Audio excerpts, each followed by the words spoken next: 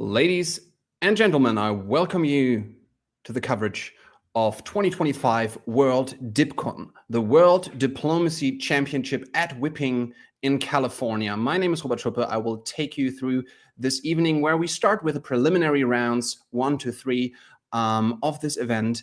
And joining me today for this stream, I have two great analysts. One of them is definitely an expert on WDCs because he has won a record, tying 3 of them. Welcome from Australia, Andrew Goff. Hello. Hi, everyone. Thanks for having me, Robert. It's good to be here. Absolutely. Thanks for getting up early for all of us here on the stream and you guys watching out there. That's amazing. And the second analyst for today is a fellow European. You know him from DBN shows like Hot or Not. And he's always a pleasure to be around. Mr. Christopher Ward, welcome. Hello, hello. I'm not an expert on WDC, but I am an expert at losing diplomacy tournaments, which 99% of the players attending this year will be doing. So, that's great. That's great. Then we have got one guy for winning and one guy for losing. And I will stay out of this discussion and pretend nobody knows which category I fall under. And we will have a fun time this evening. That's amazing. So World Dipcon has been an annual event since the late 80s, traveling from place to place. Each year it's in a different country, in a different place, hosted by somebody else. And the winner of this tournament, which is also a big celebration of our hobby, a weekend packed full of diplomacy, meeting people and so on, is considered the world champion of diplomacy. And as I said, Andrew Goff won it 3 times, which I think only Cyril Sauvin has done apart from you. So you definitely know something about those events. Tell us a little bit something like what's the vibe? What's like going there, and what does it take to succeed in such an event? Well, I think success is a relative thing. I think if you want to win a world championship, you need experience and you need the exposure to having played in them. That very few people win their first world championship, and if you are not there absolutely primed to win it, you will not win it. The best players win the world championships. So for everyone else, winning actually should look like getting to know people, playing the game at the highest level, and you come back from it a much, much better player. So one of my favorite World Dipcons was one in Vienna, which was actually held in a castle outside Vienna. And it was just a great community event. I met people from all over the world and I got beaten. I finished close to the bottom. But all of the things I learned from that event, I took back to Australia, and it really helped me get much better at the game. So you actually have the Austrians to blame for me. That's all their fault. To actually win one on the day, every World Dipcon is a little different. Some of it is just scoring systems and structures, and I really love that. This one, for example, with the scoring system is going to reward bigger results, and it's going to really reward performing under pressure in the final round. Whereas some of the other ones, it's about consistency throughout the 4 rounds. The way to lose a World Dipcon is definitely to go there and try and completely change your game just because it's a World Dipcon. It's not the place to be trying new things. And what I'm looking forward to most in these preliminary rounds is seeing who picks up on, actually, I just need to play my game the best, and who really tries to do something out of character. There's a lot of Australians who'll be at their first World Dipcon here, and I'm fascinated to see who's figured that out and who hasn't. Yeah, absolutely. And it's been a huge event, the biggest World Dipcon for quite a while. I just read the final numbers. We've had 105 players playing throughout the weekend, 51 boards in total. Yeah, that definitely also means that we have players from all around the world. You said Australians already. Of course, the Americans are the majority at this event because it is held in the US, but also some Europeans from very different places. And Wardy, you've played virtual a lot. I think you basically entered the hobby mainly playing Virtual Diplomacy League and similar events online where you have this blend of players as well. You have many Americans, some Europeans, some Australians, beyond that, sometimes people from Asia and so on. What is it like when different hobbies meet, different metas meet, and what do you expect at this event where you will have somebody who has played every single game they've played so far, maybe in Australia, next to somebody who has played a lot of American tournaments, next to somebody who likes to play C Diplo in Europe? Fireworks, hopefully, and people rising to the challenge. To pick up from what Goffey was saying there, if you've got this sort of melting pot of different styles and people are sticking to what they know, then you could get this sort of like clash of styles, which could throw up some really interesting sort of play opportunities, I guess. Hopefully we don't see too much of this, but like you might have some of your fellow Australians, Goffey, bringing this love of the Western triple, or like opening to Romania as Russia, for instance. Are we going to see some Europeans just play it almost as if it's like a balance of power? Play it as if it's going to end in 1907. Stab your ally at the end, and just win by a centre or two, or you're just going to get like what we've seen often in like VDL and some of the American tournaments, where an alliance will just push across the board and then perhaps fight it out for the victory at the end. So I'm keen to see how that sort of manifests itself. It should be interesting to see. So am I, definitely. So I said already, this event has been big, and Goffey, you mentioned quickly a little bit about the structure already, just for our viewers. So the way this event is set up, you have 3 preliminary rounds, which we will cover now, and then in about 4 hours' time, the second team will take over. Brian Pravel spearheading that, and then we'll also see the twin of Goffey, who will be on the second stream, because we, of course, just the first stream. And essentially, then there is a thing called a championship pool, which is sort of a hybrid system, I would say, between a top board tournament and a tournament without a top board. The first 3 rounds will be scored by taking the 2 biggest results and all players got for each of them, add them up, and have the top 21 players participate in the championship pool, which is a number of players, and they are all seeded onto 3 boards. So if you are in the championship pool, you will definitely only play against players who are in that pool as well in the final round, and the winner will come from the championship pool. The final result will be the best 2 scores from the prelim round, and then the score from the championship pool multiplied by 1.5. So you get some more points, and the winner will come from there. You still can make your way up to the top 21 if you are not in the championship pool, but you cannot win. And the scoring system is called HAIGET, H-A-I-G-E-T. I think it's been sort of specially designed for this event. It's a mix of different things. It rewards having a lot of centers. It's partly center-based. It's partly lead-based, so you get more points if you have a big gap between you when you are topping and the second player, and you get a bonus for topping alone. So there is no bonus for shared board top, no 11-11 Fogel nonsense. We don't do that. Well, you can, but it's not rewarded. But lone board tops, big board tops, board tops with a big lead are rewarded, and that leads to what you said already, Andrew. That big go big or go home results are rewarded.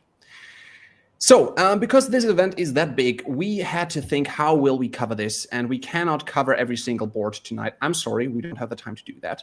What we will do is we will set up a few storylines of a few players to immerse ourselves into their experience. Maybe we will ask Goffey, who has been at a bunch of WDCs every now and then, what he would feel like at this point if he were that player or that player. And we will mainly cover their boards, a few others as well, but mainly their boards. And we have picked out 5 very interesting players who we would like to introduce now. And the first one we will keep a close eye on is Adam Siegel. Andrew, I think you know him quite well, or at least we've played quite a bit with him. Can you please introduce him to our audience? Adam is one of the best players in the United States, certainly. Very much face-to-face oriented. So some of the online players may be quite unfamiliar with how dangerous he can be. And he actually has a big similarity to me in that he does have a very sharp knife that he knows how to use, but he uses it very rarely. So what I'm hoping for from some of Adam's games is he should be a favourite for this tournament because he can have a good alliance, and then there will be a death-defying stab from out of the blue that no one will see coming. And I'm hoping to see some of the fireworks like that in these games. He's a patient, he's determined, he's intelligent. Annoyingly, he's also a really lovely guy, and he is one of the better players in the world who has not yet won a world championship. So let's see if he can fix that on this weekend. He has not. He's won an NADF Masters tournament, which I believe was sort of an elite field tournament in face-to-face in North America. A little bit like the DBNI, but not online, but face-to-face. He's been playing since 2001. Our next player to watch, Jordan Connors, also from the US, has not been playing face-to-face for such a long time. His first tournament was in 2018. Just came off a big result at the Virtual Diplomacy League, winning it, the last season of the Virtual Diplomacy League. Wardy, what can you tell us about Jordan? That he needs to buy me a beer for that Virtual Diplomacy League title. Jordan is one of the best players to come out of press diplomacy and gunboat diplomacy. He does come from a background, therefore, where either not talking at all or talking lots and lots is great. What I suppose his challenge is to be able to put that into a 15-minute negotiation format, and he's doing okay so far. He sort of dipped his toe in the water, and has this past year certainly has been getting lots and lots of wins under his belt. I was next to him on that VDL top board earlier in the year, and he is super friendly. He's super nice to play with. You want to ally with him. It's almost a privilege to be stabbed by him. He is very capable of stabbing, but more than that, he's capable of making you forget that he is. His tone and the way he sets itself up, it's like it's you two against the world, and how could he possibly stab you? He's just poor little Jordan. Believe none of it, folks. He is ruthless when he needs to be. Wonderful to play with. It'll be interesting to see how he gets on this weekend. Absolutely, yeah. And the next player I would like to introduce is one the audience might not have heard of yet. It's Georgina Dova, based in Greece. A fairly new player, as we see. First recorded competition in 2024, which was the Athens Diplomacy League, which has been newly found by, I believe, her father, Spiros Dovas, who will be hosting the next WDC in Athens next year. And she actually finished second in that Athens Diplomacy League last year. She's fairly young. I think she's 16 years old. And we wanted to also bring to you the experience of somebody who's going to actually their first face-to-face tournament. It's not only the first WDC she's attending, but it is the first face-to-face tournament. She's only played in this league before and not outside Greece, I believe. So that will be very interesting to watch. Always great to see new players. Greece, very much an emerging hobby. It's growing quite a bit right now, and I love to see it. And I'm very curious to see how Georgina will do in this tournament, and we will follow her games a bit as well. The gift bearers are coming. Oh, sorry. Went a little bit too quick there. With that, of course, we had to put somebody from Australia here for Goffy to talk about. A guy who has won this event before WDC in 2023, Mr. Jamal Blakarli. What kind of a player is Jamal, Goffy? In about 2020, just before the pandemic, I said I was looking forward to the next wave of players coming through who would finally kick me off the top of the Australian tree. And I didn't know how soon I would regret saying it. Jamal is... He plays the game in the next level of meta. And everyone should be scared of that, but also delighted by it. because what his meta is that he makes the game fun. He makes the game enjoyable. Whether he is winning or losing, he is making sure the other players are having a good time. And it's incredibly effective. He makes everyone want to work with him because it's fun to work with him. His great weakness is if you walk up to him and metaphorically punch him in the face, he'll go down very, very quickly. But nobody wants to do that because he's the nice guy who is fun.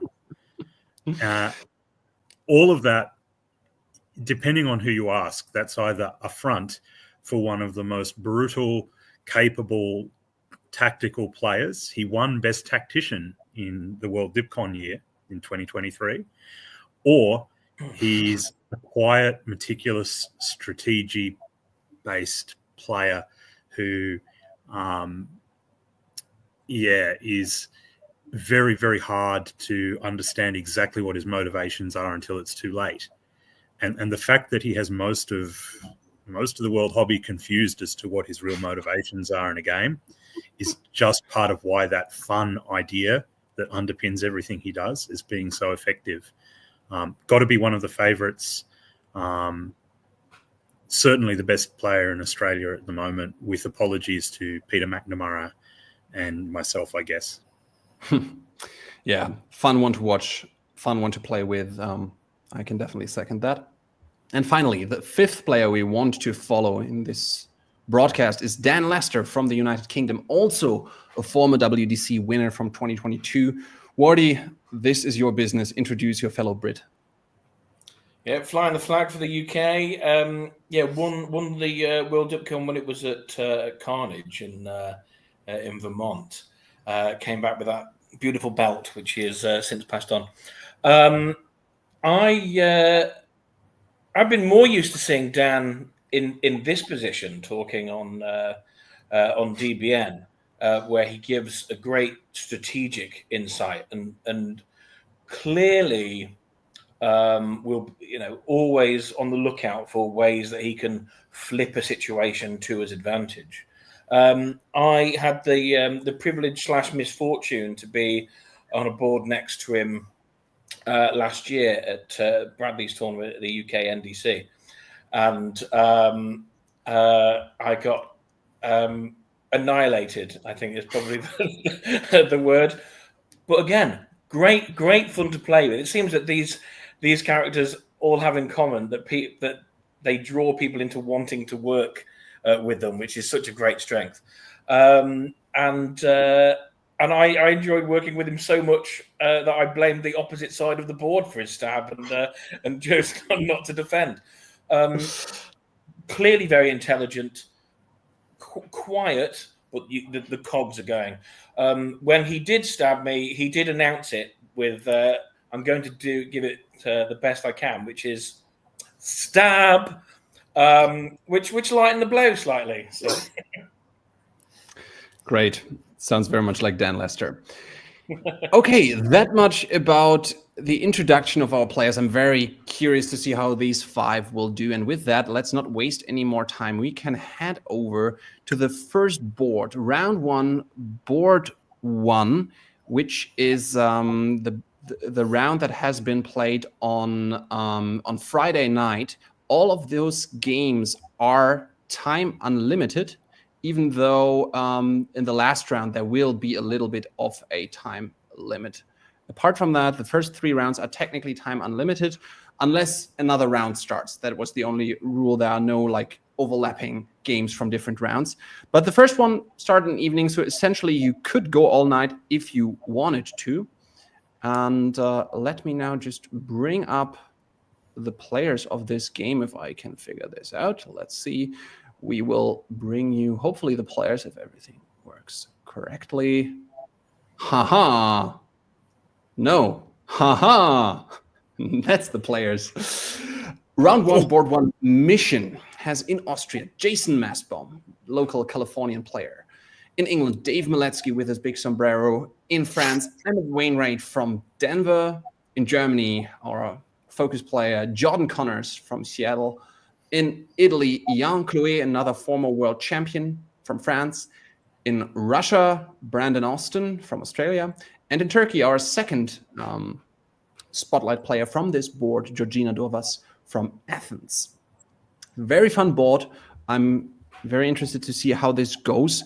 So I suppose we can just jump into that very quickly. Give me like 3 sentences, each of you. What are you expecting from this board? There's some big personalities on this board, and I'm not sure how well they're all going to get along. I note the Australian, I'll give a little context there. Brandon's a really good player, but he also absolutely knows how to stir the pot. So if there are any tensions happening and he's still in the game, I expect we might get an interesting view from the board, but actually being there, I would have loved to have been a fly on the wall for this one. Great. So let's have a look at it, I'd say. Let's show the map, and we will go fairly quickly. Let each of you do spring and fall. Andrew, you're on top of my screen, so you will do spring, and what do you do fall? If you have anything interesting to add, jump in on the other ones. If not, then we will just go bounce back and forth, and we can swap at some point. So how about you kick us off, Goffy? What do you see in these spring moves? Well, what I see is Dave Miletsky going for the 6th centre England at the end of 1901 and immediately being let down by France, not moving to the Channel. I'm sure he'll be heartbroken by that. Otherwise, France has opened Picardy and Burgundy, which is I really like that opening.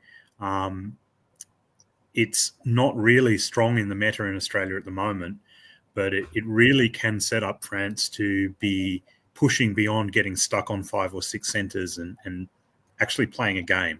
So it's a bold, slightly aggressive opening from France. And I kind of focused on that because the rest of the board has put me to sleep already. It's 4:23. Well, Georgina, you said she's 16, has done the old school Turkish opening with moving Smyrna to Con. Maybe she got that out of some ancient dusty tome. Could be. Yes.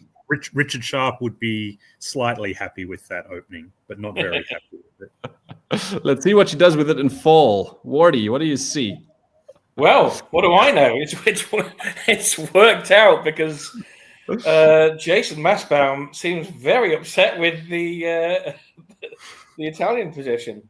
And Georgina picks up not only Bulgaria, but Greece as well. She does have the Italian in Aegean, but Italy doesn't have a build, and it looks like they've got a fight with Austria on their hands. So that should work out well for Georgina. Brandon, yeah, you can take the boy out of Australia, but not the Australian out of the boy. He puts the fleet into Romania. The West seems generally quite sort of everyone just sounding each other out. France getting 2, Germany getting 2, England getting their 1. Sounds good. I mean, those are the winter builds. We see Russia build both of them sort of north-ish, nothing in Sevastopol. Georgina can build 2 as well, and this is why you do this opening if you do it. I mean, it never works for me. I never build 2 as Turkey when I do that opening, but hey, I'm all in to see that work. Fleet, Smyrna, Army, Ankara. No build whatsoever for Jan Kluwe, tough one there, and probably the most interesting one, 2 fleets for France. What do you guys think of that? I think 2 fleets as France is absolutely in line with moving those armies north to start with. It really is an aggressive French opening, and building 2 fleets is saying, I'm going to attack someone. Who that is going to be a big determinant in this game. I would not want to be playing Italy here. I feel for Jan. It's tough. It's very tough. Let's see what happens in spring. Goffy. So in spring, everything moves in every direction, and this is a very Australian play from Brandon, moving out of Romania to the Black Sea, now that there's no fleets next to it and now that Turkey has got their builds, but still shuffling the armies down so they could attack Austria if they want to. That's where the Australian meta is at for Russia at the moment. So no surprises for me. But if you want to beat Australians playing Russia, this is what you have to be prepared for. France moves against England. So Jan has a little bit of breathing space. I will be very interested to hear from Emmett one day why that decision was made, but I can only imagine that Dave Miletsky is going to react fairly forcefully to that. So Jan has had an excellent turn. It looks like he's been let into Trieste. How Austria reacts in fall will again be a pretty important factor in what happens next in this game. Can I actually suggest something, which is that actually Jason has possibly misordered in fall 1901. Oh, okay. Oh, I think he's ordered Serbia supports Albania to Trieste, and it absolutely didn't need support. yes. I think he meant to go Serbia supports Albania to Greece and Albania to Greece, and then everything makes sense. It makes a lot of sense. A misorder if that's the case. Especially with these spring 1902 orders where he's walked out of Trieste and seems to have given it to Jan. Wow. It may have just been a horrible start to the tournament for Jason. And for Jan, I mean, he's bouncing back now, but I can only imagine if Jason comes to you and says that was just a misorder, you're like, oh, seriously? Seriously? Okay. I can't help but notice those German orders as well. I mean, Brandon knows this isn't going to work unless Germany has agreed to tap North Sea. Why is England giving the support order to Sweden if he's not expecting Denmark to go to Sweden? So it looks like he might be trying to play both sides there. We'll see which way he falls. Let's see. Fall turn. Wardy. He falls into Norway by the looks of it. Takes the Russian support there. And yeah, Dave Miletsky is fleeing home as France gets into the Irish Sea. This is going to be a bumpy ride for the next couple of years, I should think, for England. In the East, yeah, I think that that assessment from Goffey looks like it's probably right. There's the continuation of this AI that seemed to have sprung up again, and yeah, he's in Greece now with help of Jan, who gets a build finally in the shape of Trieste, and Georgina, as well as losing Greece, loses Ankara as Brandon pops his fleet in there to dock. But did Romania support Bulgaria to Serbia? So he's sort of working with her in one place and working against her in another. We'll see how sustainable that is. He's attacking both neighbors. Great start for Georgina, and now pretty awful 1902. Go to your first tournament, it's World Championships, you get this great start with 2 builds as Turkey, and now you get pushed back. Must be quite a shock. Goffey, what would be your suggestion if you could take her to the side at this point, and what would you do to coach her to get out of this position again? So my feeling is that all of that will have been agreed, and it's just Brandon is a spectacularly smooth talker. Mm-hmm. So he will have said, you're going to get Serbia, it's going to be fine, everything's fine. And now he's in absolutely the great position. So if I were talking to Georgina, I would be saying, Brandon is probably saying all the right things, but is he making all the right moves for you? You need to be really being quite demanding, or else maybe you need to try and cut a deal with Austria and Italy here. Having said that, Brandon does know when to put on the brakes. So it may well be that Georgina's position is actually a little bit better than it looks. There might be some interesting negotiations happening on the side there that means it's not as bad as perhaps the first glance is. Okay. So we and it seems to be working as well. Yeah, look at that pull in Smyrna. So she's clearly not overly mad.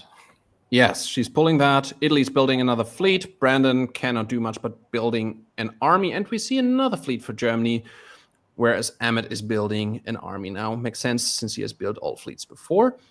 And we move into spring. Andrew.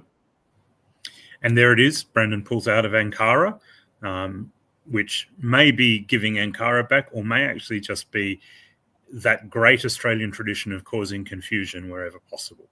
And we love that one. Could possibly be both. The thing that stands out to be most, though, is that Germany gives a great big thank you to Brandon for supporting into Norway last turn by taking Sweden. And that gives Dave Miletsky in England some hope. Not maybe a lot of hope, but some hope that Germany could be laying off for a while at least. So he has a fight. It's not 3 against 1. How Brandon reacts to that in the north, that's now a big open question for fall. I think that's the thing that strikes me as most interesting about this turn. Let's see it. Wardy. I was expecting Emmett to convoy into Liverpool. Takes it with the fleet. Is that some sort of deal, or is he just more cautious of Italy? Yeah, not a great deal happening in the west apart from that. I do notice that Baltic move to Denmark. Maybe he's looking to go and get his piece of that particular pie, which he didn't shape up to do in spring. Tunis is taken. That's the last of the neutrals. That's now Italian, and it looks like an AIR is formed against the debutant Georgina, losing Bulgaria. Does gain Ankara though, so does build. Good gutsy bounce there at Constantinople. If you're playing against a new player, you're not expecting them to take that chance. So that's some quality play by Georgina there. I agree. So she can rebuild because Bulgaria has been piffed. Decides to build a fleet in Constantinople. Yet another fleet for Italy makes a lot of sense because the fleet war in the Mediterranean is on. Emmett builds a southern fleet, says, okay, I think the situation in the north is kind of okay for now. I will play in the south now. And we see an army built by Jordan Connors, who has essentially conquered, no pun intended, all of Scandinavia at this point, and will look for his next target, which could be into a number of directions, but which one does he pick? Well, he picks England. I think the vibe at this point with Dave keeping those two fleets facing France is that he's just decided to do as much damage to France as possible. So at this point, if you're Jordan, you just go, okay, well, I'll come in, I'll take Northern Norwegian. Either I will take the centres, or I can reasonably expect to go somewhere like North Atlantic and just build an incredibly strong position into the mid-game. France is being hamstrung by what Dave is doing. I have no doubt that Emmett would have wanted to attack Italy with a bit more force this turn, but has to cover the mid-Atlantic Ocean, and that lets Jan just get some position, and Jan is no tactical slouch. So now that he's getting a chance to set up, he's going to be hard to dislodge from the Italian peninsula, which is certainly not what Emmett would have been hoping for here. Otherwise... Sorry, go ahead. Otherwise, this turn, there's no action against Turkey from Russia. So in fact, they support to Greece. So the continuing shenanigans of an Australian who's watched Jamal and me play too much. We'll find out if he has mastered the art or if he is actually just randomly submitting orders. So we go into fall and we see how these shenanigans continue, Mr. Ward.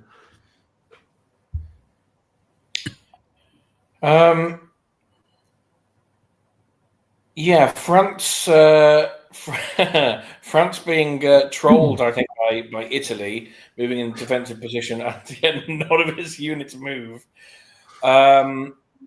Meanwhile, Edinburgh falls to Germany, who doesn't have a go at London. That allows France to walk down into Wales. Maybe that's a setup for next year. So that's interesting. A whole lot of nothing in the east. No units move at all. Some of these may be arranged bounces. Some of them might not be. Again, there's that Bulgaria support for Aegean to Greece that is cut. Not. Everything's just a bit static over there. It's only the English that are falling that's happening right now. Like a lot of AI, it looks good at first glance, but it's actually not quite right when you look at it in detail. Nice one. Okay, so we move into winter. We see Germany is now in the lead. You see that it actually makes quite a bit of a difference already if you are in the lead in the scoring system, but that will continue to grow if actually Jordan manages to build that gap even bigger, or if somebody else overtakes him and then manages to get a big lead. Yet another army for Jordan. Dave keeps Fleet Irish, which is very much in line with this, okay, France, I'm going to screw you over approach. And the East, well, nothing happened. So we don't see any builds. That's all she wrote. Spring 1905.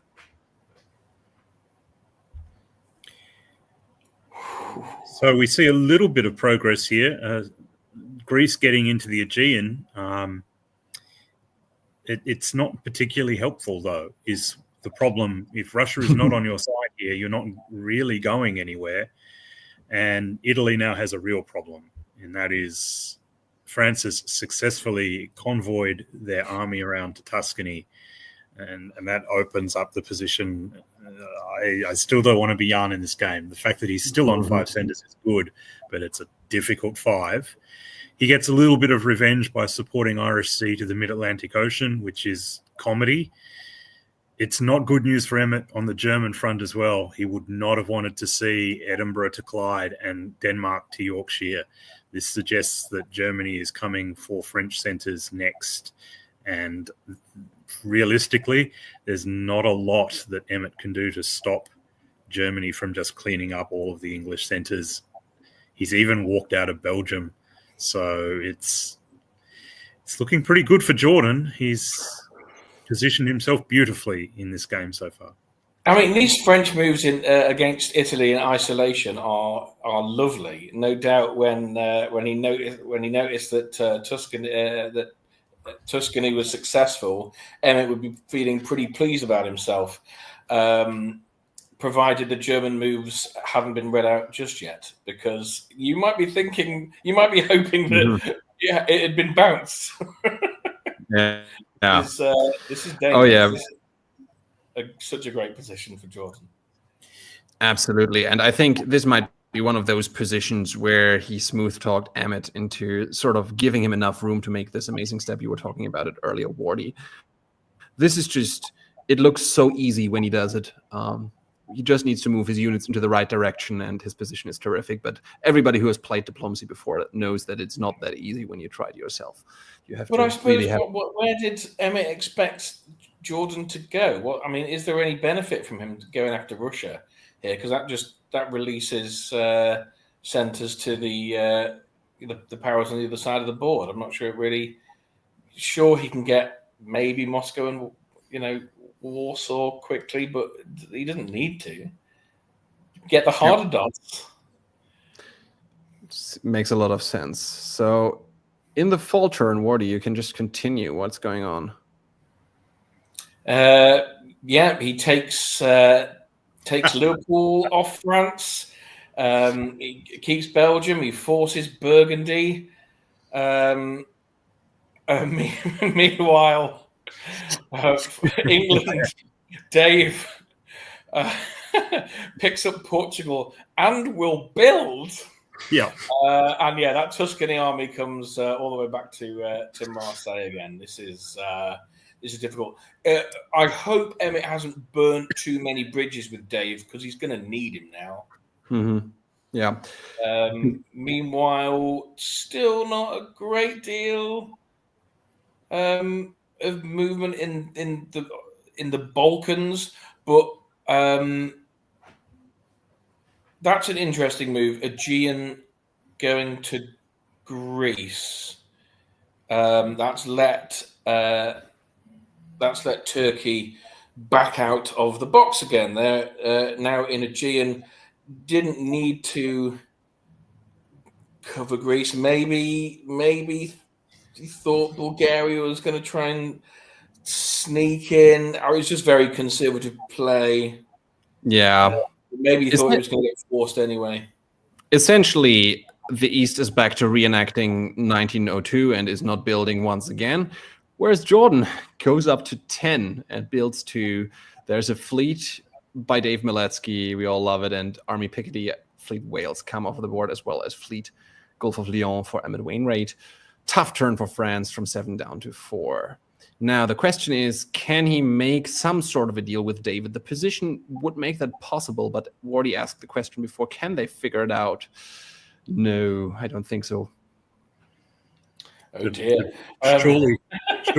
Surely the bridges have been burned, the tunnels have been filled with concrete, the ferries have been sunk. Dave is not a very forgiving player when it comes to being attacked out of the gates. And there's a good reason for it. If you become familiar with his games, you know this kind of thing will happen if you're the first to attack him, so you don't attack him. And it's a tough lesson to learn in round 1 of a World Championship. But that is what we see here. This is a scary German position now. This is officially scary. You also see Munich dropping to Bohemia, so the push is now on. And the rest of the board needs to be able to lift their eyes from their infinite conflict around the Balkans and see that whilst Jordan's only on 10 centres this turn, it's going to be 11, and it's going to be 12, and it's going to be 15, and it's going to be the lot if they don't get their act together and start putting up some kind of defence. Jordan, though, reading between the lines, there's some really great play by Jordan diplomatically here. What you were saying, Wardy, might be exactly what's happening. That Kiel goes to Denmark, St. Petersburg goes to Finland instead of Gulf of Bothnia. It's setting up a defensive bounce where instead Russia should be absolutely moving to start pressuring Germany. Instead, oh no, I could never stab you. It's really moving Berlin to Munich, Munich to Bohemia. It's the same idea again. Defending against an Austrian and Italian who's never going to move against you. It makes it look like you're on Brandon's side. And I hope Brandon sees it coming. But what I said at the outset, this is an opportunity for Brandon to become a great player at this tournament. And whether that's by winning everything or learning everything, I guess we'll find out in the next few turns. I have 2 questions I want to ask there, Goffey. Okay. It's like Ukraine to Warsaw and Gascony support Marseille to Burgundy. I presumably they're tactical, but I don't know what. Could you roll back? Sorry, just a second. Here we go. Sorry, Robert. No problem. Ukraine to Warsaw is probably preparatory in case Germany does push towards Russia. It's not a move I would necessarily have made without going to Gulf of Bothnia as well, but it's hedging. I can understand where that idea is coming from. Gascony supporting up to Burgundy. Well, the idea is you can retake Paris in fall if England starts helping you, which is hopeful. It's hopeful.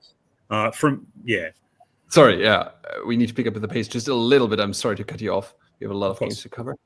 Wardy, How much reason for hope is there for France on a scale from 1 to -10? Hope of what? Getting the first round in at the bar? High. Loses Brest, loses Paris. At least they got a support hold this time from Portugal. But it's grim. It's grim, and still there's no movement against Germany. Yeah, Goffey called it right. That's a defensive bounce in Sweden, and so confident is Jordan that Berlin still unoccupied, and helps to push that Russian army further away. That is such a classy move. Bohemia supports Silesia to Galicia. That is great. I'm somewhat surprised that perhaps it's clear that Jason and Brandon can't get on side, but maybe Jan and Brandon could have done. I mean, they could have attacked Munich that turn. It might be coming because Trieste, Serbia. The Jan of 2005 would have made that move by agreement and then gone, oh, well, now that I'm here, I'm going to take all your centres. Let's see how the model has been updated. And Georgina gets a build. So that's nice. Gets a build, yeah. Gets back to 4 centres after a long time on 3. Very good play. Not a bad position. There's a chance she could finish on more than 4 or 5 here. Yeah. 2 armies for Jordan and an army build for Jan. Let's see what they do with it. Spring for 7. Coffee. So, unfortunately for Georgina, that's too passive. Supporting yourself up to Bulgaria there is almost the only wrong thing to do with that fleet in the Aegean. Either get Ionian or you're pushing for Greece, you're doing something.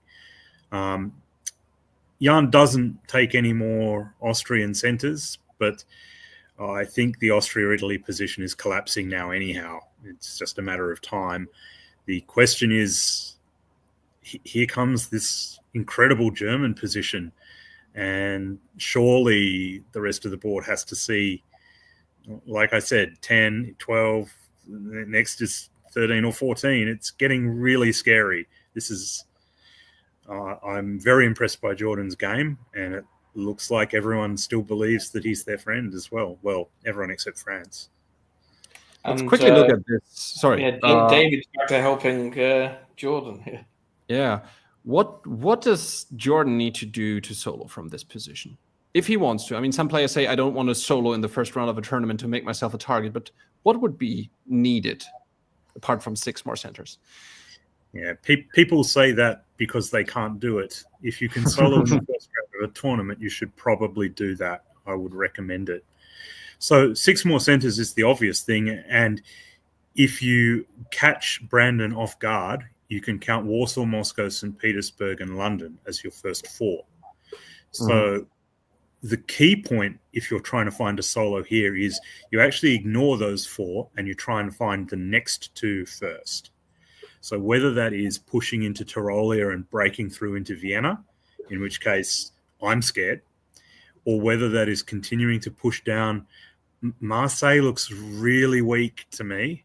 So if you can force Marseille, maybe, that's very difficult to keep and hold Marseille and Spain and or Portugal, but it's also an option. Some of it depends on what Dave Miletsky wants to do here. He's certainly in a position to make things really awkward for everyone else if he continues to support Jordan. But if he just wants to survive and support Spain, probably the only way to do it is through the middle into Vienna and centres like that. Still a tough ask, but it's... Yeah. Will Dave be wanting Jordan to solo, or would he try and stop it? We will see, I guess. We will see. Oh, sorry, no, is that we won't see like that. Yes, we will see like that. Wardy. Italy is reacting. Yeah, one of Marseille and Tyrolia were guaranteed provided Vienna didn't tap Bohemia. And Piedmont has prioritised defending Marseille over his own position in Tyrolia. I'm not entirely sure whether that's wise, because he probably doesn't need Marseille if he can get into the Balkans. And the position for Germany just keeps getting better and better and better. Sadly, another tactical misstep from Georgina in the east loses Bulgaria, and that was unnecessary. It was, but it's also a misstep from Austria, Italy, because they've put Austria into Bulgaria, and there's nowhere for Austria to build. And this is where you need to be getting units on the board, and they failed to do that. So not even Serbia is available for the Peter Jürgen fans. Please stop. It's still Well, there is an army built in Munich, and that's all we see because Austria can't build. Jordan pushes forward. He's still, as it seems, very friendly with Brandon. Curious to see if that continues. Why don't I see any moves? That is not how it's supposed to be. Let's go like that, rather. Very, very chill turn there from Jordan, not pushing into Brandon. Again, it's that idea of you need to catch Russia off guard in order to easily get those three centers.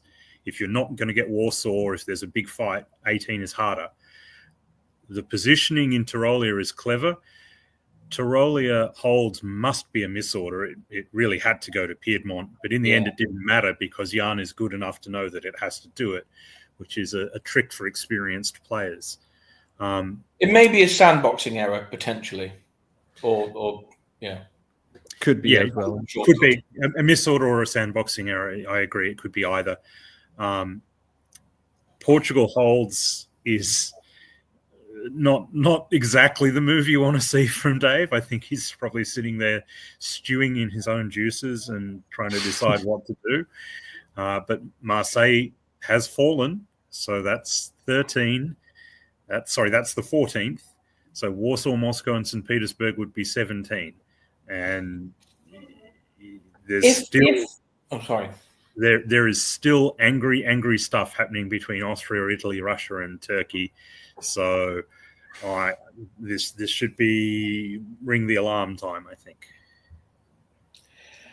If Emma realizes that Jan isn't support holding Marseille there, he can have Spain North Coast support Marseille to Gascony to brace that. That would be undone by Portugal tapping Spain, which may or may not have happened. We don't know, but that they could have done orders to stop that. Georgina gets not one but two. Look at this. The board is finally reacting to this German, I guess we can call it a solo attempt at this point. Georgina's like, well, you left it too late. You were so fixated on killing me. Why should I play ball? So gets her two. Germany moves forward, takes both. No, sorry, not both Iberian. One Iberian. Spain and Marseille. So we see at 15 centers, Jordan Connors. And there seems to be a bit of a sandboxing issue or a tech glitch. Just a second. Let me see. No, it was not a sandboxing. We do see it. 2 fleet builds. That's what he built. An army for Austria and 2 armies for Turkey. Wow. Okay, now game is on. I'm not quite sure where he wants to go with these 2 fleets immediately, but in the long run, I guess they are very much needed to get St. Pete, and it's getting closer. It's getting closer. What do we see in spring, Andrew? Well, Brandon's been playing against Jamal and me too much and covers the non-existent move to Livonia. and in doing so loses Warsaw, which is problematic.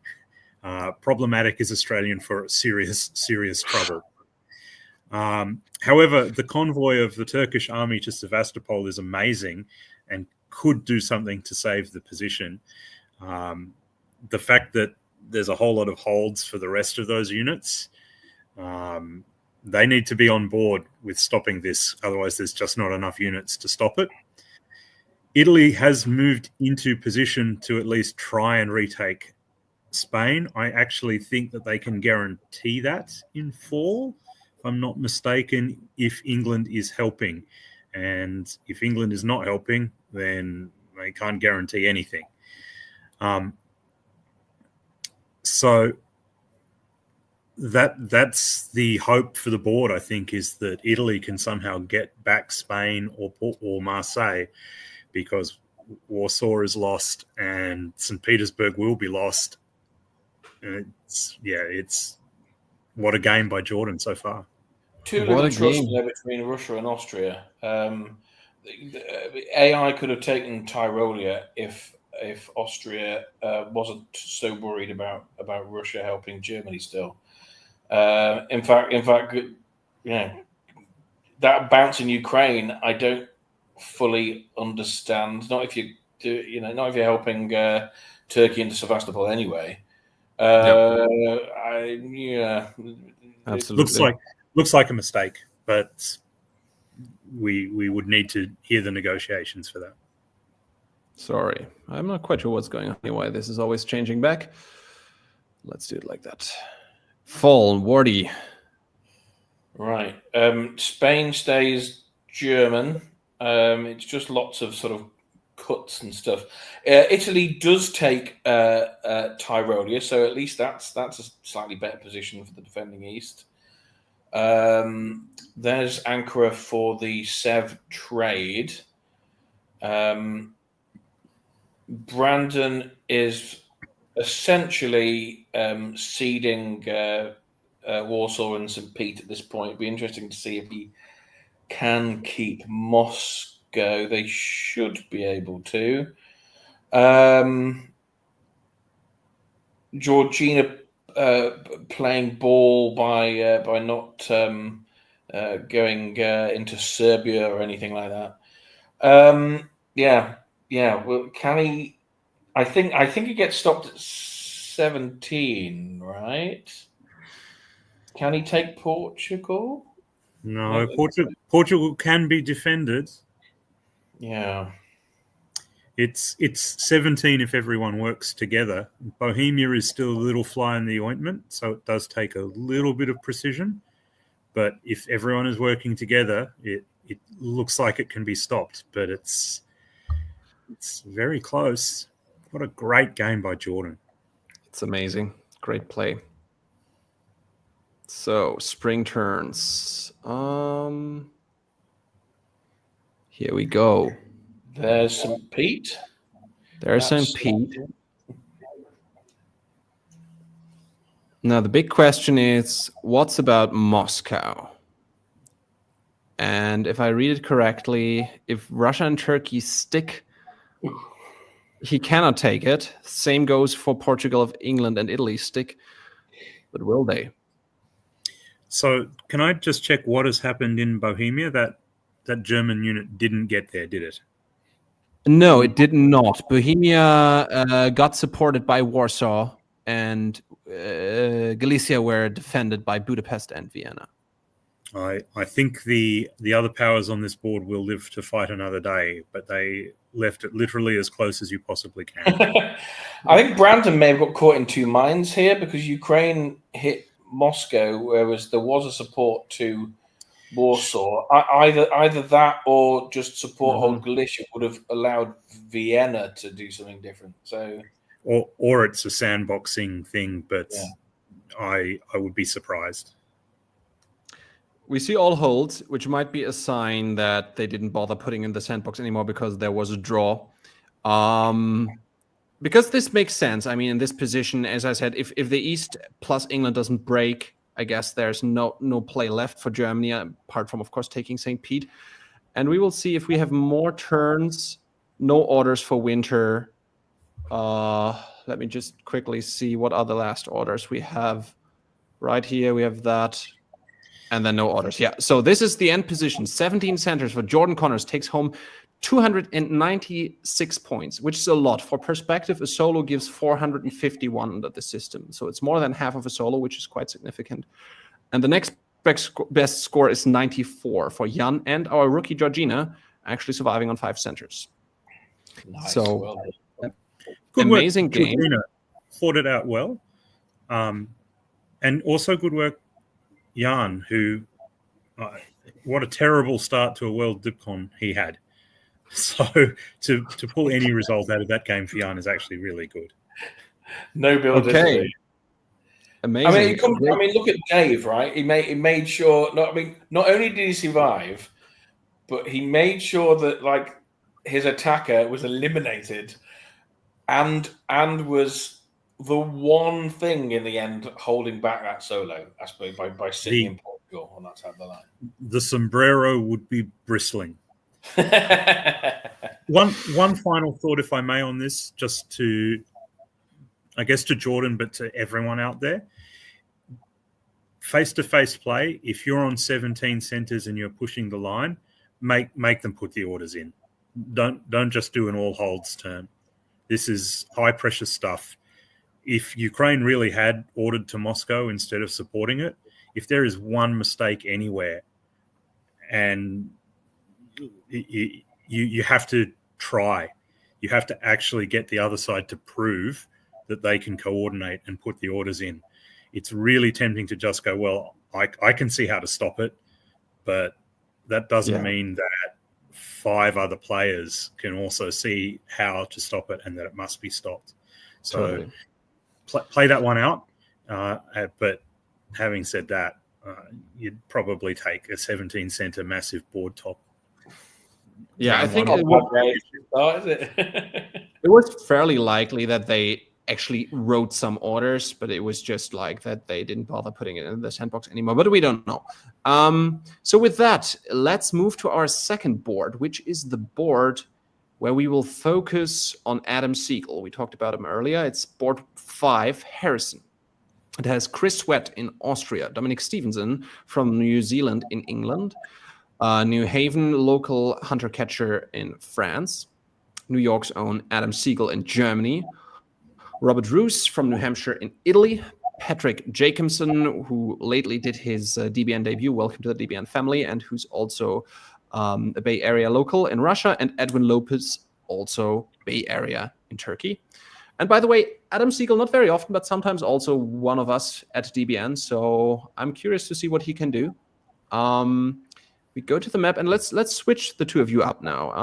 Goffy, you can take the falls, and Wardy will give you the springs. We'll need to do a bit more speedy coverage on this one, as we like to talk about these things a lot, and I get that because I like to do that myself. But let's try to do it a bit more speedily on this one. Spring of a 1, Wardy. Okay, my eye goes to the Armenian fist bump between Russia and Turkey. Allows Turkey to move that fleet to Constantinople in anticipation of an Austria-Italy alliance. Venice holds, so that remains to be seen. A northern opening from Patrick there, so Dominic might have some work to do on that front. Pretty standard. Aside from that, we'll see. Coffee, fall. So, a few things strike me here. We have another Turkey getting 2 builds in 1901. So I guess the Austria-Italy-Russia meta is dead, which is worse than the EFG. I don't know what you Northern Hemisphere people are throwing shade on us Aussies for. The French also get 3 builds, which is impressive. And, I mean, it could very well be an EFG, to be honest, because Skagerrak, Denmark, Helgoland, it looks like it's all been pretty much agreed. And a bit of inside knowledge, Dominic Stevens is an old school Australian-New Zealand player. He is really, really good, and that's because his average as England is about 50, and his average is so it's all right. So Dominic would have dreamt about drawing England for round 1 of the World Dipcon. So let's see if he can take advantage of it. St. Petersburg going back to Moscow suggests he knows how to talk, that's for sure. Yeah, Patrick Jacobson told us in the chat that was indeed an violated DMZ in spring of a 1 by Austria. That means that Austria will build 3 armies. We don't see that often after a 1. 2 fleets for Edwin, 1 to go into each direction potentially, 2 fleets for France, and just a flexible fleet London for Dominic Stevens. Also Adam Siegel with a very flexible set of moves that could go into all kinds of directions. And I suppose Wardy will tell us where it is actually going. Not a triple, but an EG in the west, with Sweden falling and Kiel going into Baltic to boot. Austria trying to make a pain of themselves in Russia. Russia should be able to keep hold of Warsaw, but I suppose it depends what they want to do with the fleet, which is now in Finland. Holland taps Belgium to help England into the Channel. France is rotating fleets, though. That's England are going to need something soon to defend on their western flank, especially given that Italy is going back to Venice to give France some space. Meanwhile, we do have AI movement against Turkey that prevents Turkey from getting their army into Bulgaria.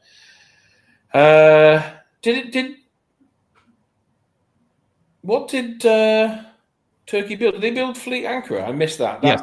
I'm not sure about. Yes, they built Ankara and Smyrna as fleets. And Austria now in Livonia, which is a classical position for a spring of to go to as Austria.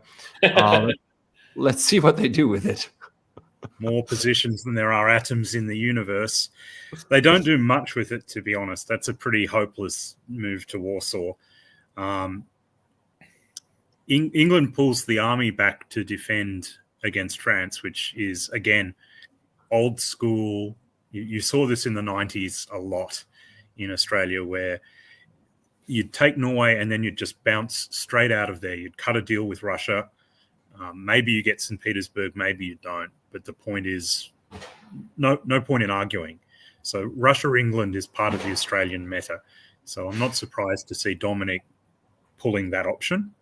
I am surprised that English Channel didn't cut Picardy and let the German get Belgium as a deal for Sweden, or even putting North Sea into Belgium. So maybe there's a little bit of trouble in the England-Germany relationship. Again, having done the intro on Adam, he's just being meticulous and building his position here. So another really strong Germany on the cards here. This looks really positive for Adam 1902. Over in the east, Italy spends a turn to fire that army back to Apulia, but gets kicked out of the Aegean, which I don't think... I mean, it could have retreated to Greece, but, I mean, you don't want to do that. That's the end of the Austria-Italy alliance if you do that. So even though Austria gets into Bulgaria, it's not really meaningful. There's another really long, slow fight ahead if they want to take anything more off Turkey. Just to rebuild in Naples. Army Smyrna comes off of the board. Another fleet for Adam Siegel. And yeah, if Dominic wasn't thrilled about the fleet going back to Skagerrak, I'm sure he will be even less thrilled about Fleet Kiel. That looks very dangerous for England, if I may say that. And yeah, it seems to be indeed the case that Adam is focusing northwest, huh, Wardy? Yeah, takes Norway. I think can defend Sweden in the fall. England are in all kinds of trouble. The one saving grace is that they managed to prevent that convoy to Wales from Gascony by dislodging Fleet Irish Sea. That was good defensive tactics there by Dominic. But they've got plenty more work to do, and probably have a pull coming up.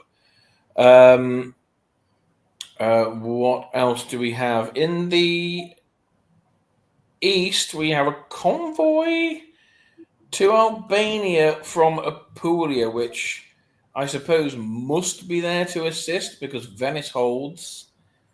And they didn't take Greece last turn. So I think it's probably worth trusting Robert on this one, but I'd be sweating a little bit if I were Chris. Wardy, you've played with me. It's always worth trusting Robert.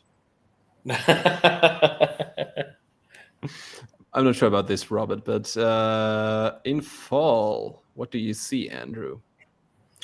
So it was worth trusting Robert, at least for the turn. He supported Greece. Austria, for some reason, then decided to move Greece, which is frankly not a move that is going to work. Con is always going to support Bulgaria there. So that's a bit unfortunate. It does let Robert around into the Eastern Mediterranean, but now Turkey gets another build. So it's this long, slow dance of trying to take down Turkey without Russia being actively involved in doing it. And you need to get lucky as well as be good. And so far, luck has not been on their side. Otherwise, the West, Dominic defends and continues to defend well. He understands that North Sea is lost, so he has no hesitation sending it to London. Norway is lost, so he has a pull. It's not a good position for him, but just like Dave Miletsky in the last game, he's making sure that the person who triggered all of this is getting absolutely nothing. And that opens the door to actually doing a deal with France and saying, hey, you're getting nothing, go and do something else. And maybe we could actually work together. We will see the adjustments. England is an all fleet power now. Army Berlin, Army Budapest, and Army Smyrna as well. And we move straight into the spring and see what it has in store for us. And yeah, still France is getting nothing. Germany now getting an army onto the island, convoying straight into Edinburgh. And we'll move to Burgundy from France. Maybe that gives them an opportunity to change their mind, perhaps. But they're very static, and all they're doing, if they don't do something different, is just watch Adam pick up all the dots that they would want at least a share in, and preferably all of them. In the East, Germany going against Russia. Austria has a sort of lost position and sort of getting... Yeah. I'm not sure that move to Silesia is a move against Russia so much as covering what would have been an absolutely awful retreat to Silesia. So I don't think it's part of a bigger thing, but we will see.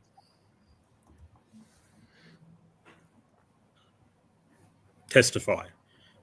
Silesia covers Munich even though it didn't need to, because it was never there to do damage. It was just there as a defensive act. This is Adam's style. He's meticulous. It's a great word to describe his tactics. He doesn't miss things like an Austrian retreat to Silesia. He's, again, like in the last game, he's convinced the Russian, no, we're friends. I'll never take all of your centers until I do.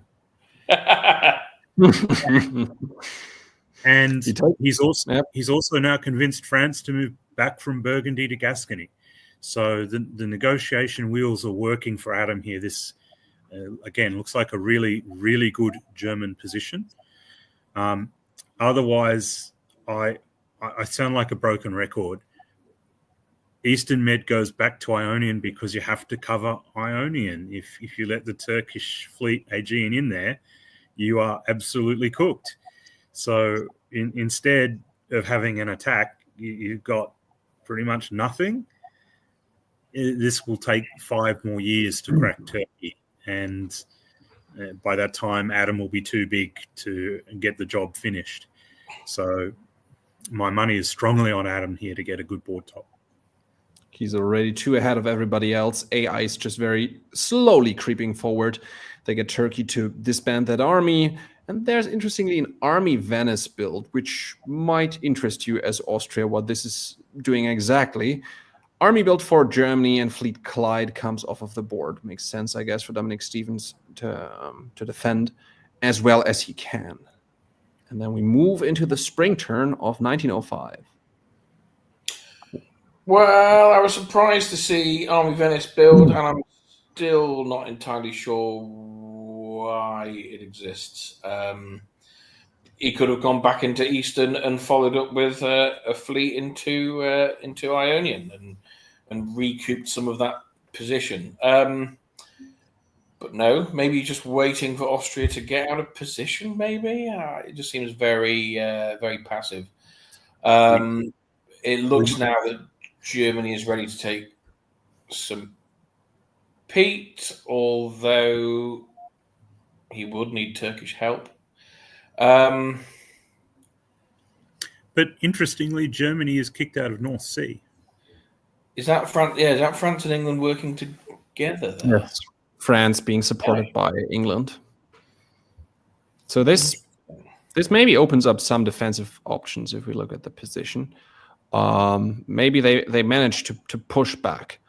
Holland should not quite fall here, but at least it can defend against the further German onslaught in this turn.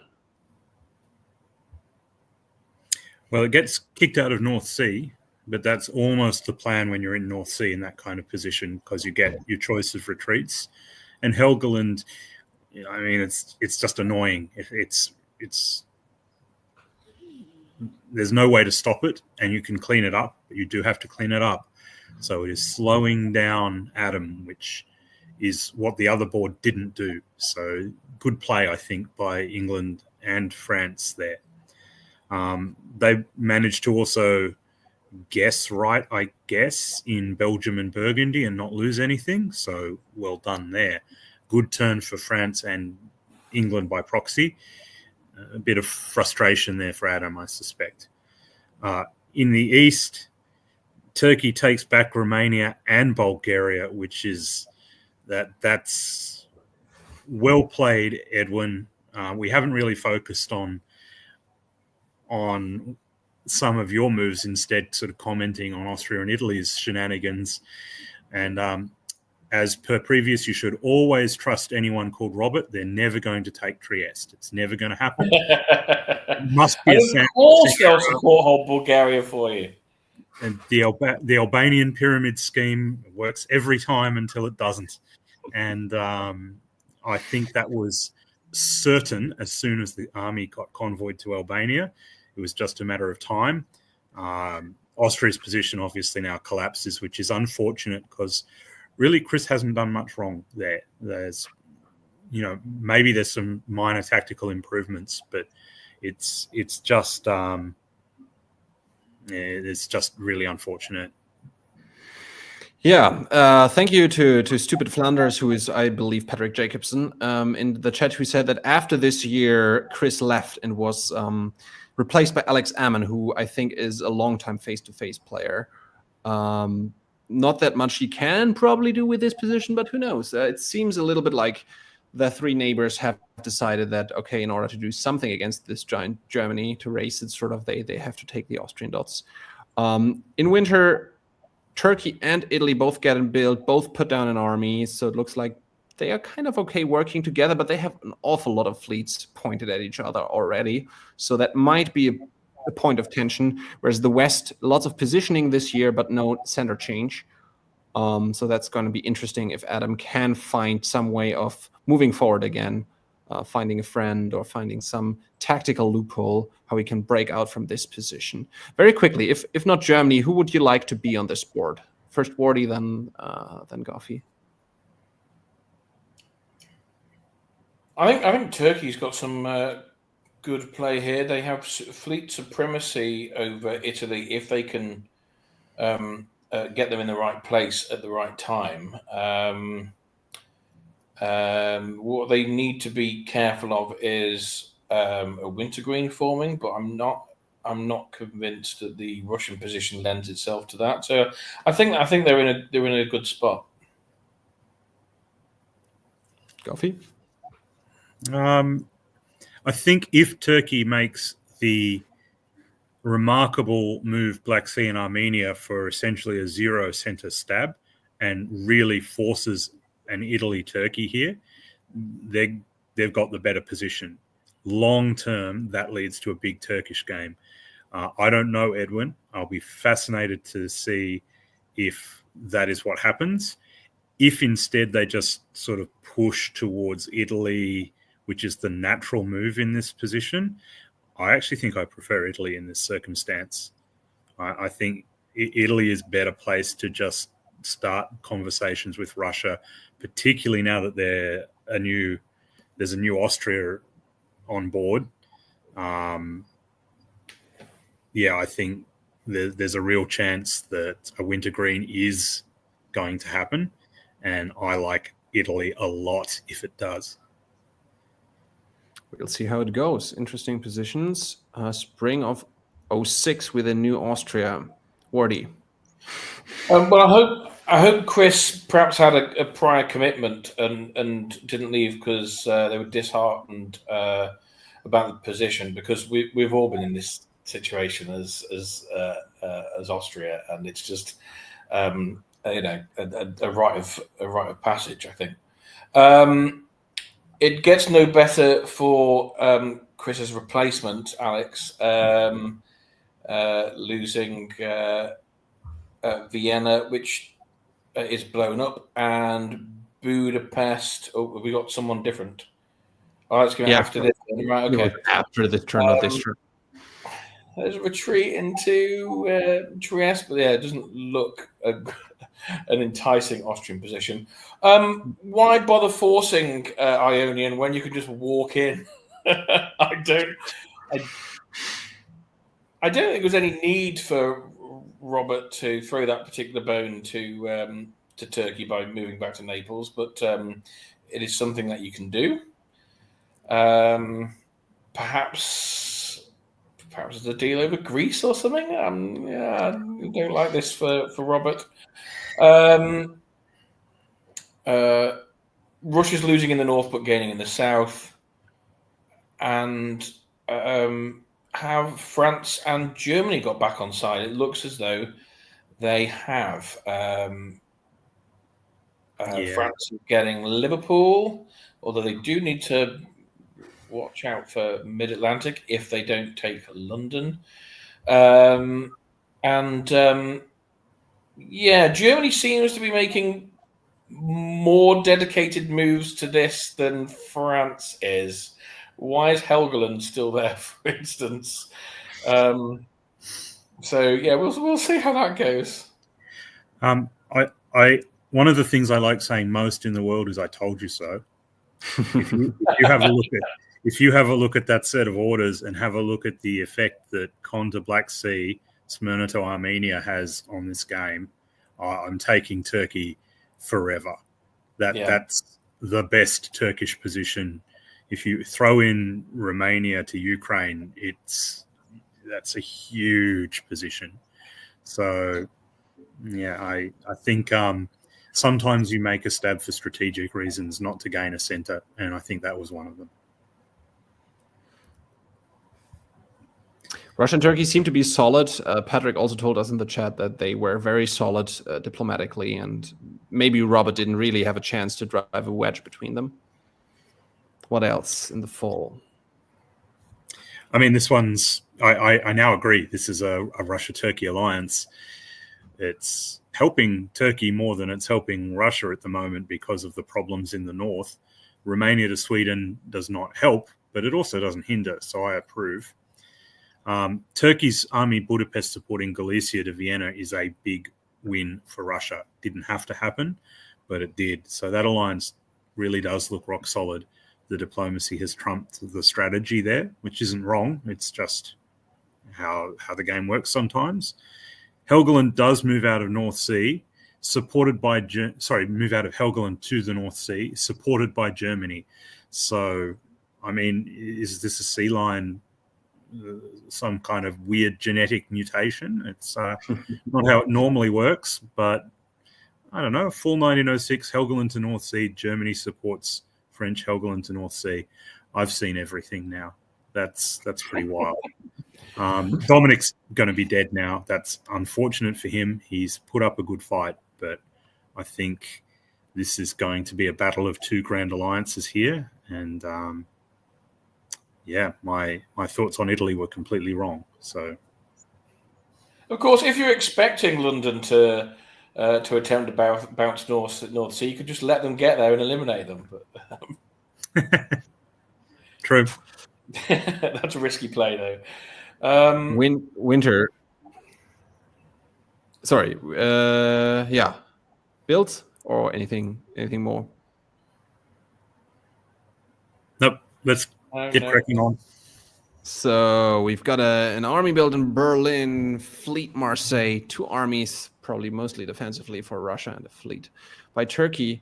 We move into spring of 1907, and we see this.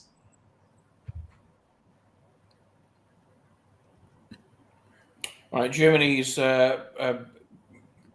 continuing to attack Russia and helps Italy into Russian Vienna. There's a whole there's a daisy chain which allows Vienna to retreat into Trieste, but I suppose that might come under some flack in the fall. France stays sitting in North Sea, which, if I were Adam, I would not be wild about. There seems to be some missed orders actually here from France. Could be. Ran out of time. There's no reason. There's no attack on London there. Yeah. Sorry. Yeah, I wonder if I wouldn't be surprised if something changes next turn. Mind you, this is a spring, so I don't really understand what we're looking at in the West, in truth. Just to explain, for those of our viewers who have never heard it, it's a face-to-face tournament, and one player at each board has been saving the moves in a backstabber sandbox. So it can happen that they make a mistake, and either it's a misorder that is just represented by a hold, or they fix the sandbox later.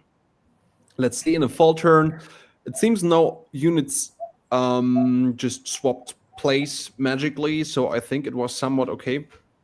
And what do we see in terms of actual moves here in fall?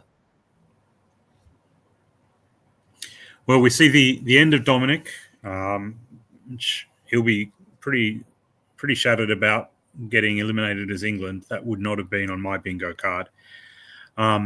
France has gone all into the Mediterranean, so I really do think we are now at a point of two grand alliances fighting to see who can get through the line. There's so much chaos and confusion in what used to be called Austria. I can't even honestly say what's going on. It looks like Germany just abandoned the position and stopped helping everyone down there in order to blow up Silesia, which I wouldn't have thought would be a top priority. So there must be some negotiations going on in the background there. Galicia supporting Romania is so conservative in this position. Surely it's either not going to work or it's not going to be needed.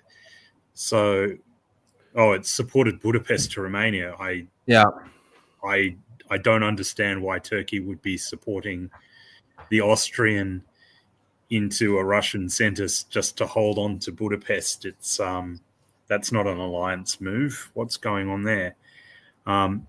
Otherwise, Turkey's doing great stuff. I really like Edwin just pushing forward into Ionian.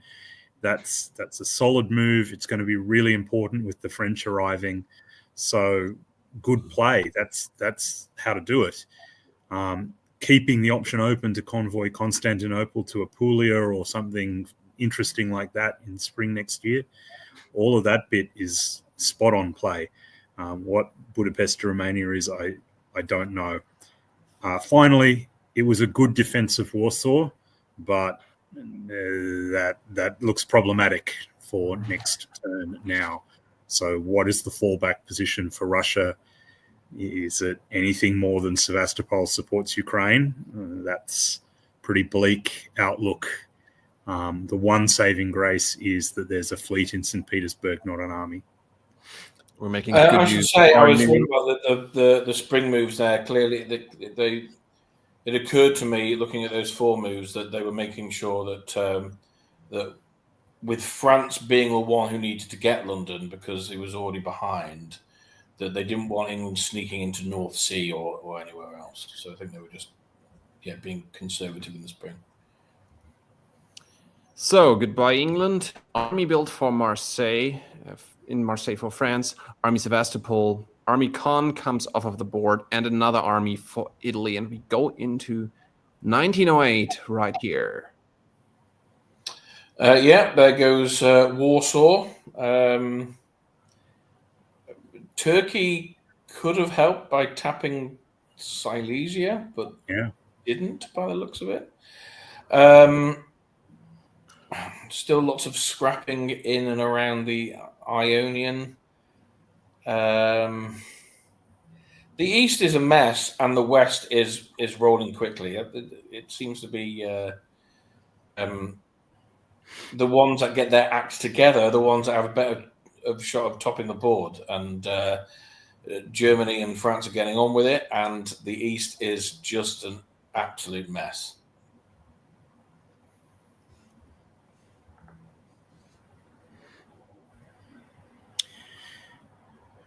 Well, in fall, we see the East get their act together a little bit, solving some of the errors made in spring, perhaps. For example, the retreat to Albania should always have been to Adriatic if you're working together. Now it goes to Adriatic. So, okay. Austria is going to get an important build. That helps solidify the line in the middle. And Tyrolia to Bohemia, Bohemia to Munich. You didn't want to get into Munich there. You wanted to bounce.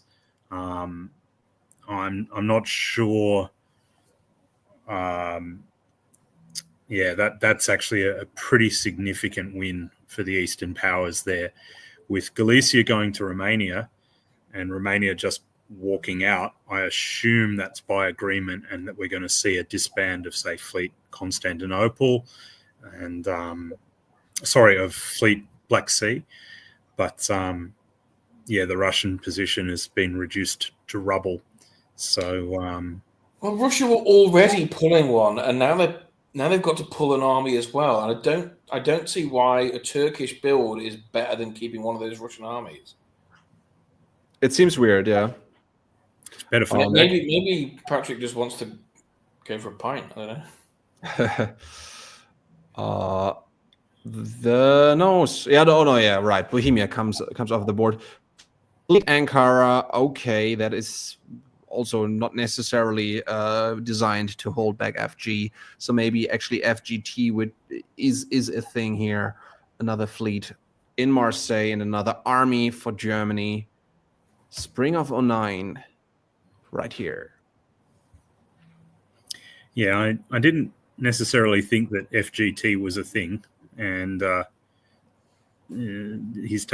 France has taken Tunis, so I think if Turkey was under that impression, maybe they'll be disavowed of that now. They need to be working with Italy to save the farm at this point. And because of that Russian army disband, Warsaw is able to support Silesia to Galicia, and the German army is advancing. Silesia, Berlin backs up to Silesia. It's in Livonia. That problem I said about there being a fleet in St. Petersburg, well, that's not a problem anymore. So this game is flipping and flopping. That's a great move for Adam. He's already on 10 centers, and he's now pushing over the line strongly. It's good for FG, but it's better for Adam. That's a really fantastic turn for him. And there's miscommunication here as well, because had Italy known that Trieste was convoying to Apulia, they could have bounced Tyrolia themselves. So they just, yes, they're working together, the East now, but Sans Russia, by the looks of it. And Army Apulia, they're not doing it efficiently. Army Apulia is so unnecessary compared to defending Tyrolia. I'm going to double down on that, Wardy. That's really insightful.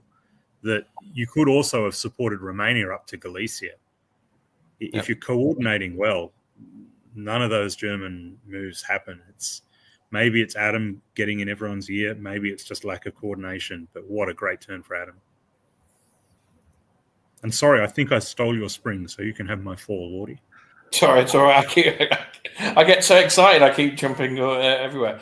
Very static in the med. Apart from an attempted convoy of Apulia to Tuscany. Yeah, but I think Turkey didn't do the right thing. They did actually. Apulia to Tuscany, Apulia to Apulia. Italy didn't do the right thing. I mean, it would have been fun, but I think they've got bigger fish to fry. Wow, I wasn't expecting Turkey to be support holding Sevastopol in this position. I think they could have had that centre and no real change to the situation. I don't think they're going to have another opportunity to take it now, really. And still, the Balkan dots, well, the Austrian dots, which includes a green one, are just letting German armies wander around with free will and not doing anything about it. But Tyrolia does go back to Munich. This could be what we were talking about in the first game, a case where people just want to post a solid score in round 1 and we're actually about to have a draw. I mean, I think that's insane.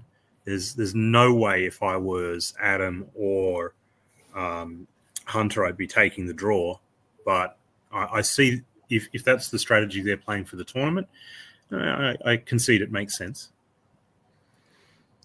Right now they're at 11 and 9 respectively.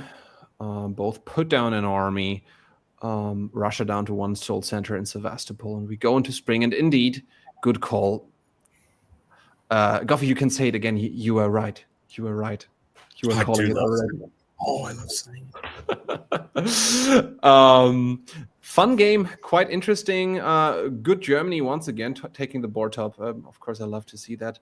And there's a 186 score for Adam, which is significantly less than 296 we saw in the game before. So we see this scoring system in effect. It really rewards big gains, many centers, big lead. But a fun game, different type of game. The East was very messy for a long time. And then they somehow halfway got together, even though, as you two pointed out, not quite. I mean, there were lots of missteps still, and that probably is the reason also why you said, Goffy, that you would definitely play on, because there seemed to be opportunity. Yeah, I think if the East manages to get everything in line, they can probably put up a stalemate position. But they've proven pretty categorically unable to do that for the last 4 or 5 turns. So I guess there's also pressure coming from France here as well. They see Adam maybe busting through and getting a big lead. So maybe there's a pressure on that side as well. Just, hey, take the draw, or we have to start having that discussion. So great game by Adam, really proving why he's considered one of the best players in North America over a long period of time. So Clearly best on the day. And yeah, well done also to Hunter. The last time France attacked England and England tried to knock them off, they got eliminated. So it's not a free 9 centres at all there for Hunter in France. So well played to him. Yeah, agree. Let's move on. We have seen 3 of our 5 focus players already, and the other 2 we're going to meet on this board. Round 1, board 7, Bryant, Rick Desper from Germantown in Austria. Then we've got our token Brit right here for you, Wardy from London, Dan Lester in England. We've got Liam Healy in France, and then we've got the Australian former world champion as well, Jamal Blakarli in Germany. From California, Andrew Bykov, I suppose it's maybe pronounced, in Italy. Larry Albert in Russia, and Andrew Wu in Turkey. I think this is going to be a fun board as well. I'm very excited. Let's jump right into it. We can swap you guys back again. So this is the spring turn for Andrew Goff. Give me 1 second. Just going to say to start with, I'm going for the Andrews here. There's 2 Andrews on this board, so let's have a big Andrews alliance. Just like Roberts, you can always trust them. We see the Armenian fist bump again. That California meta is strong. It's ridiculous, but it is strong. We see an arranged bounce in Galicia, but more interesting is Trieste holds. Could also be a misorder, yeah. Who knows? Maybe he was uncertain. That is an interesting one. I certainly have ordered Trieste to Greece in spring 1901 before, so it's possible to have a misorder, but it's also possibly saying, okay, I'm a little nervous. The West is much, much more traditional to the point where I really don't want to waste any time on it. We do see in Russia one of my favorite openings, Moscow to Livonia. And I'm disinclined to explain why, because it's a secret weapon and I don't want to give away all my secrets, but I love it. I love to see it. Thank you, Larry, for making my morning.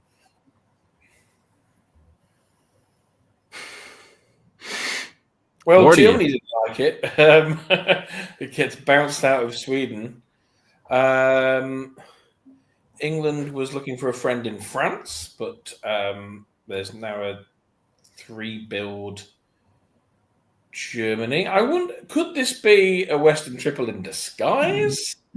Is that what we're looking at? I find it hard to believe that Dan would go along with that, but I suppose he is in the best stabbing position, if that's what they go with. In the East, again, we have a Sevastopol going to Romania, although this time in the fall. We have the convoy into Greece because why not? Austria couldn't force it. Might as well give it a go. And what seems to be a highly unnecessary rotation of units for Turkey. All of that just to build Fleet Con is a bit much, but it doesn't hurt. I just want to quickly cast some shade on my good friend Jamal. For the last year and a half, he has been talking up the opening Fleet Kiel to Helgoland Bite. He's been telling everyone in the world that this is what he's going to do. If he gets it at the World Championships, he's going to show everyone. And there it is, Kiel to Denmark. All right, buddy. I love you, man. Just to say, he also didn't do it at the top board of last year's WDC. He also played Germany. So maybe the vibe wasn't there. That was his explanation last year. It's all about the vibe. It's all about the vibe. It's Jamal. Jade Buddha. So we see 2 fleet builds for France once more. Fleet Kiel to armies, and then we see a bunch of armies in Italy and Austria, and a very bold build by Larry Albert. Just a fleet, St. Pete North Coast, no armies. I love that. Germany bounces you out of Sweden. You go, screw you, England. I mean, it's Jamal. I think he knows some sort of voodoo. I'm sure he made even this experience enjoyable for Larry somehow. Yeah, enjoyable but short, I suspect, at this point. That EFG is the odds on that EFG are looking more and more solid by the moment, aren't they? Enjoyable but short. An edited volume of players who played with Jamal. Andrew, this looks fun. What do you see? Well, it's not. It's actually just the same game we've already seen twice. So France goes all in against Dan Lester, which I imagine Dan will be very happy about, because he was certainly all in against Russia, I suspect. He was very much thinking EFG time here. Jamal, this is a signature of his game. He has made good, simple, defensive, easy to explain moves. He didn't want to attack anyone. He wanted to see what would happen first. This is a great strength of Australian diplomacy players, whether it's myself, Jamal, Peter, Mel Call, Shane Cubis, Shane Armstrong, who's also at this tournament an expert at it, just pausing for one turn to let other people bear all the heat. And you would expect that Liam is going to cop some heat from Dan as a result of this turn. On the other side of the board, you build a fleet in Constantinople and you go all out against Russia. Okay, well, you're in Romania as well. I can't knock it if it works. So, well played, Andrew Wu. And I sincerely hope that those two Andrews are going to have the alliance I dreamed of. Fall, Wardy, this is you. Alas, poor Fleet North Coast. I knew him well. Did nothing. Held twice and got blown up. Loses Sweden. Loses Romania, as discussed. Loses Sevastopol. Warsaw, according to the sandbox, does nothing. Not great for Larry. Meanwhile, Dan trying to get in a more defensive position, but in doing so, loses North Sea to Liam, which is not ideal, but presumably he'll have some help from Jamal to get rid of that, because I can't imagine Jamal will be overly happy with it being there either. A whole lot going on here in the Balkans between Italy and Austria. Austria gets back into Trieste and kicks the Italian out to Tyrolia, but in doing so, walks out of Vienna for Italy in Tyrolia to walk in. So they're net against each other, but Italy will be putting down another unit from Tunis. And maybe a deal between IT, possibly, or maybe just covering it from Serbia, but Aegean goes back to Bulgaria. Really quickly, I don't know Liam Healy at all. I have no info or intel on him. But that is actually a really gutsy move going to North Sea there. The easy option is just to support yourself to Wales somehow. And if you've read that position and taken the shot at North Sea, I actually really like that. It opens up the position. There's still a convoy on as well. Edinburgh has got to be built in Edinburgh now, or you can't defend Edinburgh. So I actually really like that from Liam. I think that's well played. Against a player of Dan Lester's experience and caliber as well. Yes. I mean, he's been seated next to two world champions in his first. So he's got something on his table in front of him. Welcome to WDC, yeah. Welcome to WDC, definitely. 2 army builds from each of those EG powers. Double build for Italy, double build for Turkey. Yeah, I mean, Fleet Naples could be a little annoying for Turkey, but overall, we might very well see this Andrew United alliance. Let's see how it develops. So, Wardy, you were right. Jamal was not particularly thrilled at that French unit being in the North Sea. The surprise to me is that it's disbanded rather than retreated. So I would have thought Norwegian would have been an excellent option, or Yorkshire. So interesting that happened. I don't have an immediate explanation for that one, so we'll see what happens in fall there. Over in the east, there's a whole lot of movement, and Turkey and Italy look like they are planning on working together pretty well here. But here comes Jamal, and I could go on a long rant about how actually us Aussies don't necessarily play EFGs. We just play Germany as an Eastern power.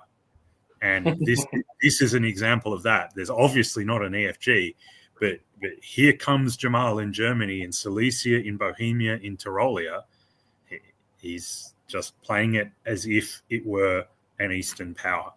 And so far, it's working pretty well.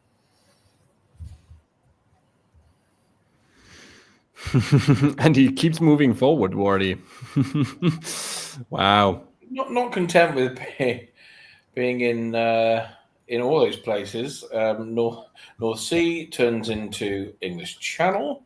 Tyrolia turns into Vienna. Bohemia turns into Galicia. Silesia will have to make do, I'm afraid. This is a pretty good position for Germany. Not so hot for Russia. They lose Moscow to Turkey, but at least they've managed to defend Warsaw, so they do survive on one for now. Jamal got into Vienna because once again Austria prioritizing their blood feud with Italy, who chooses not to retreat either of the units that are hit there. Turkey was able to choose their partner here. Maybe it's a late forming rat, in fact. So I like Italy's 2 disbands because they get a rebuild. Mm-hmm. So I think that's probably correct play. I like that. I'm not sure Turkey has picked an ally so much as picked I want a lot of centres. The option here. Let's see what happens. But yeah, at least one Andrew is doing well on that side of the board. I think if it wasn't for those German armies, the Turkish position looks great. Oh, sorry, I lost my control panel. Yep, let's go into the winter. 2 builds, 8-8. 2 builds for Turkey, 1 for Germany. 8-8 tied at the moment. Another army Munich, because I suppose he needs a lot of armies in the middle of the board. That's how he likes to play Germany, I suppose. When you send all of them east, you need new ones at home. Army Con, Fleet Smyrna, and a Fleet Naples for Italy, whereas France needs to defend, puts up an army Paris that can support hold Burgundy or go into all kinds of places. And we go to the spring turn of 1904. And Jamal works his magic and cuts Burgundy with Munich instead of sending it east, letting Italy into Marseille, whilst at the same time offering foes supports for Austria. Even though he's in Vienna, he's making the game fun. He's making the game unusual. Turkey supports Germany into Warsaw because, of course, they do. None of this particularly makes sense without a diplomatic context for what Jamal is doing. That it's chaotic, it's fun, and it is working. I cannot explain English Channel supports Brest to Mid-Atlantic Ocean. And that kind of move right there is he is getting away with Belgium to Picardy, and he is supporting the French out of Brest to Mid-Atlantic Ocean.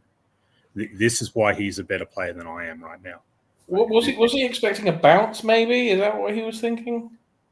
Not if there's extra supports there. I don't think that's not how Jamal plays. He's just He's on France's side, even as he's moving to Picardy. And that is how he plays, and it just works. It just works. Lovely is this decision by Italy. By the way, they put down Fleet Naples to bounce Ionian and fall, and made the decision that they're going to try and get enough centres to build before Turkey becomes a major problem for them. As Nosy loses Ionian Sea in this turn, so has gone to Tyrrhenian. We'll only be building one because of Trieste to Venice. I mean, is there a world that's arranged? I disagree. He's picking up Marseille, Portugal, and Spain. Oh, Portugal as well. So he's putting down 2. Yeah, so Venice is probably arranged, I guess, although I think Austria's going the wrong way.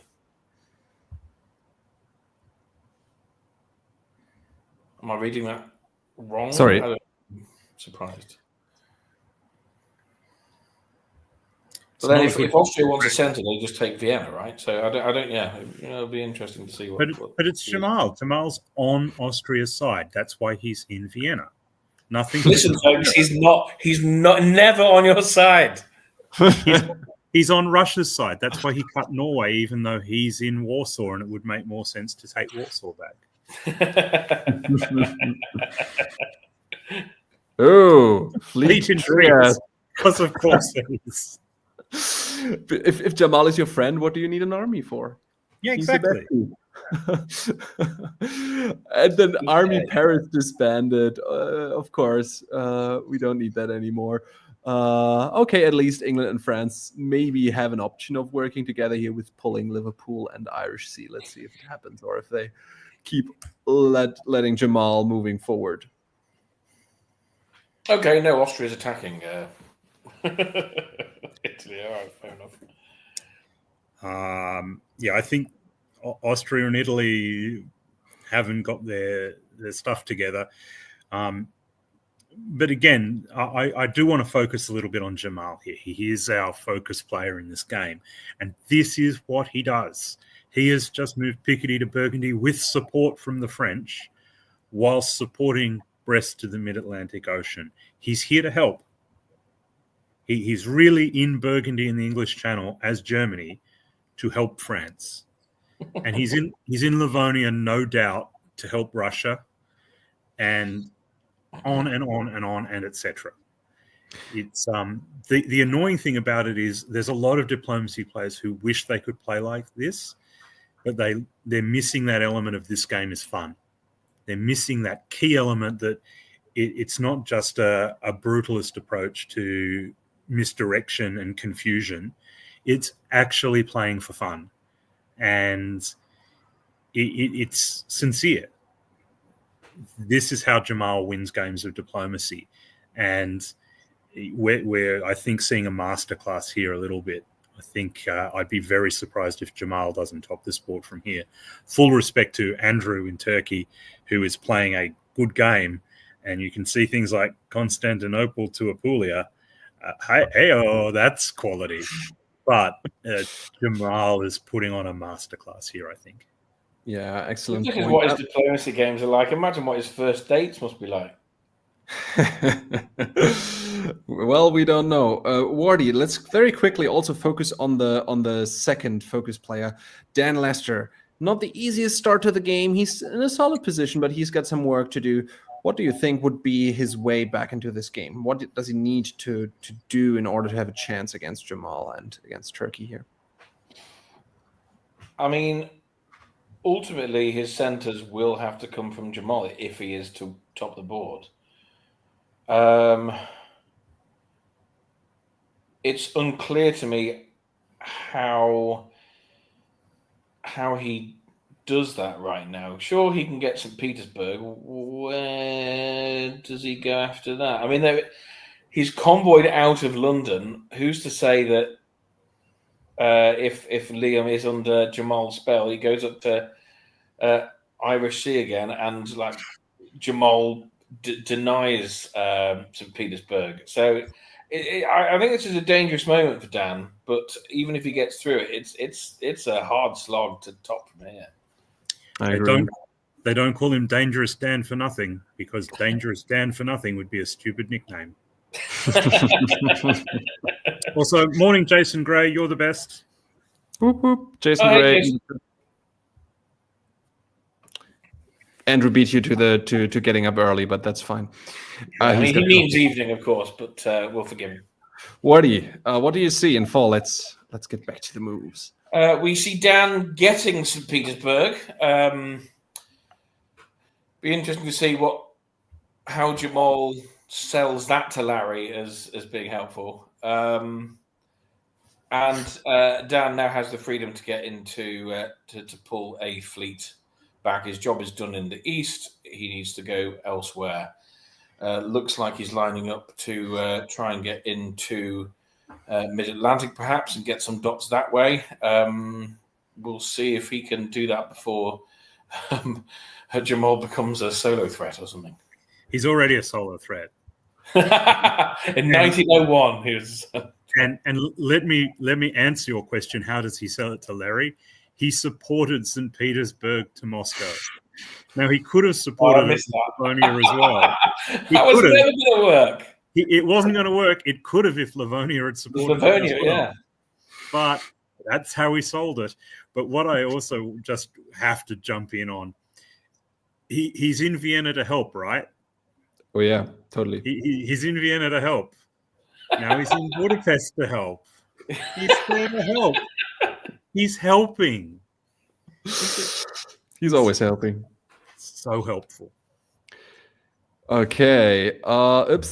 Sorry. All over the place again. All right, Jason. Be quiet. Always Jason. I'm sure Jason is messing up my control panel here. Jason, what are you doing with me? I don't like this. 11-5, by the way, is a balanced EG. Sorry, what did you say again? Nothing. Okay, I thought I heard balanced EG. Fleet Liverpool comes onto the board and a wave. Yoo-hoo! Army Munich and a wave. Jamal doesn't need his units, and maybe he knows. Brand. He's on brand.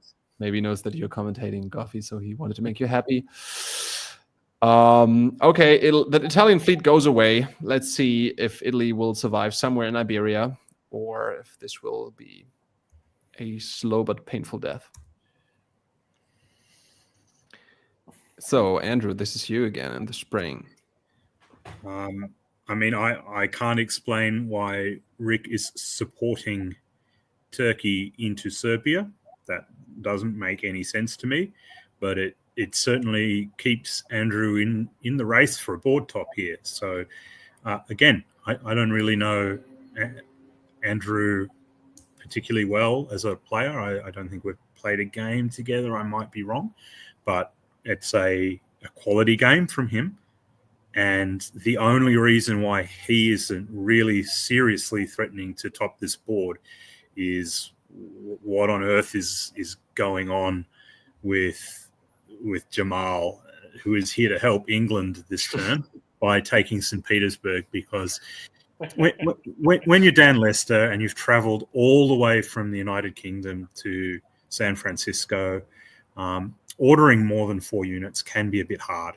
So Jamal's here to help with that. He's confident that he can assist. Maybe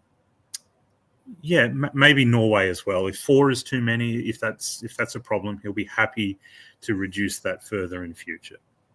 At least Dan didn't fall for Jamal's charms. He's read it. He sensed that something was amiss, and it's possible North Sea bounce was arranged, but there's a bunch of other stuff that was not. And it's nice that the board leader isn't getting everything his own way for once. Yeah, Dan is an exceptional player. So if anyone is going to stop Jamal running away with the game, it's going to be him. It's why Jamal isn't likely to solo here, is just because there is such a strong player behind him in England. But Jamal still has very good position here. It's What a huge game. I thought for a moment Jamal was going to somehow get Italy to go up to North Atlantic or something, but not so. So STP has been traded for Sweden, in effect. That was well played by Dan. And Jamal loses Budapest as well to Turkey, who also picks up Rome and keeps hold of Naples and keeps hold of Serbia. Are the wheels going to come off this for Jamal? Maybe I would say maybe he's regretting that wave, but I mean, seeing as Munich didn't even move, maybe not. Very good turn for Turkey. I mean, Turkey's now at 12. Jamal is at 10. His position is still great, but all of a sudden it seems very plausible that Andrew might challenge Jamal for this board top. He gets 4 builds. Unfortunately, Turkey doesn't own 4 home centers. I'm sorry, I have to show a Jason Gray comment again. Stupid puns are always something for me. Woohoo! Let's go. Woohoo for Jason. What are you doing with my control panel again? Woohoo! 3 builds. 3 fleets. Always delightful to see 3 fleets coming down in Anatolia. Austria disbands 2, Italy disbands 2, Fleet Brest. Jamal, I think he had he waived 1, so he doesn't have to disband. That makes a lot of sense. 3 fleets feels a bit like overkill. I would have thought it was funny. It wasn't that funny. It wasn't that funny. I agree. It's funny how I keep struggling with tech issues. But this seems like the right move for spring of 1907, the right move sets. What do you see? Well, somehow Jamal has managed to get Norway, which I wasn't expecting. It looks like a deal has been done between Turkey and Germany, in which case we could have a draw very soon. I think if the fix is in, then we're probably looking at maybe even this year, sort of 12 or 13 each draw circumstance. And again, people saying I'll take a good score in round 1, which it's a choice. Dan is putting up a fight over the North Sea. I don't think he particularly wanted or expected Jamal to be taking Norway. I think he was probably expecting Jamal to go for Sweden instead. And just adding a little bit of chaos to the tactics that we'll see in fall. Elsewhere, Turkey is advancing. Adriatic goes to Ionian, so maybe the deal is Austria survives in Tunis because there really just has been so much bad blood between Austria and Italy in this game. That would be a little bit romantic. I don't think Italy is going to get eliminated, though, because that fleet in Portugal is hard to get out of there.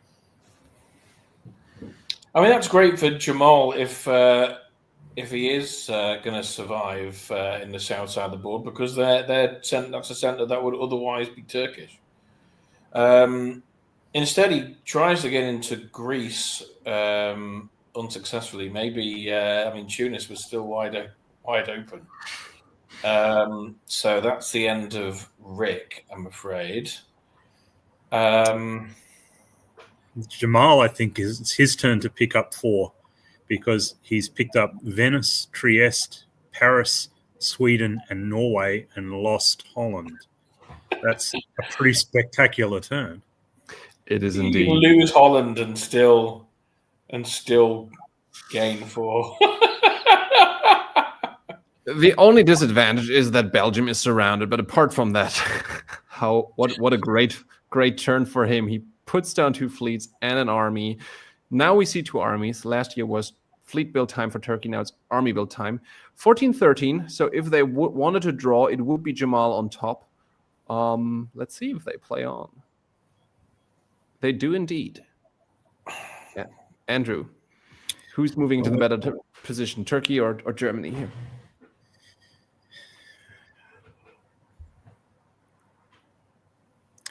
Yeah, I don't know. It's actually a very interesting position. Turkey is playing an exceptional game. There's some beautiful, fast-moving convoys there. They're not really at risk of losing anything to Jamal, which is strong. And that means that, I mean, they're going to pick up Tunis for free. I get why they would want to play on at least this turn. The risk is if Jamal guesses right a few times here, then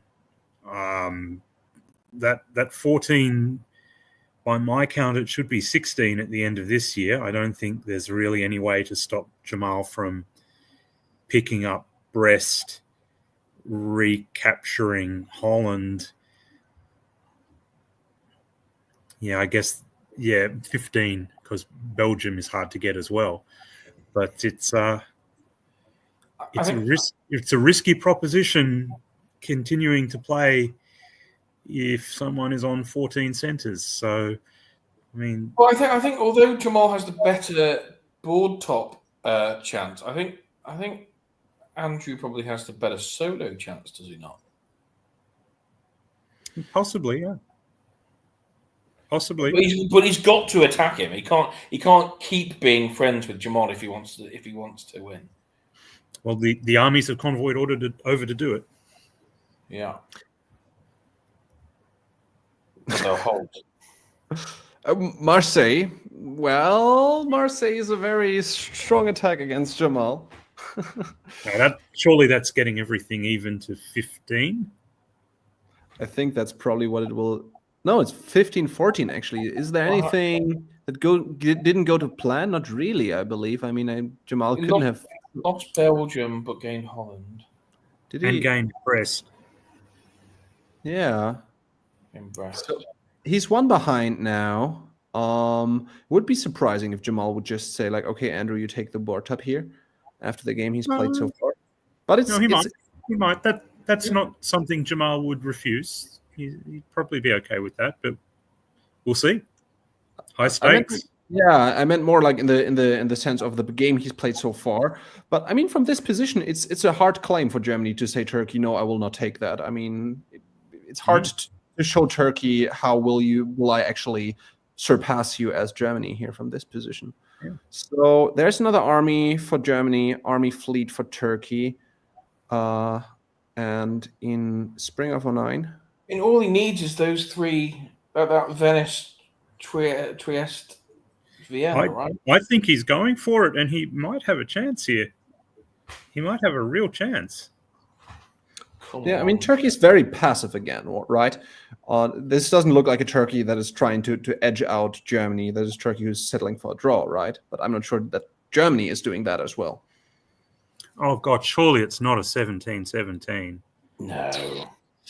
No, because then they get banned from the tournament, right, Adam? I mean, Ionian should be going to Adriatic here. It doesn't need two supports to get Romania should go to Ukraine or Galicia. Budapest was safe with one support. We'll see what's happening in fall. Stasis for Turkey. Germany moves forward. Portugal, what? Wow, this is... They're doing a 17-17. Dangerous game Andrew is playing. And now look, Jamal is trying to get Moscow. Yeah. Jamal solos this. Now it's essentially Jamal's solo to decline, isn't it, almost? I mean, we can look at the position, but Moscow is hanging in the breeze. So are London and Liverpool after disbands right here from England and Italy. Okay, Trieste, Vienna, and Venice are a bit shaky, but that seems very soloable for Jamal, doesn't it?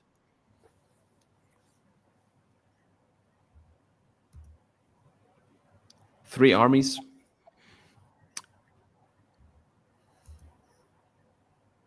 They play on. Now Turkey is making moves. Andrew, tell us about it. Well, Turkey does take Trieste, but it looks a lot like they're going to lose Moscow here. It seems like that can be forced. But, I mean, it really kind of looks like this is trying to be a 17-17.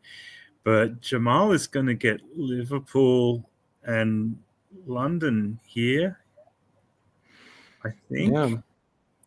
But they're going to lose Denmark. They will lose Denmark. Oh, I'm sorry. There is the draw. Not a 17-17, a 17-15.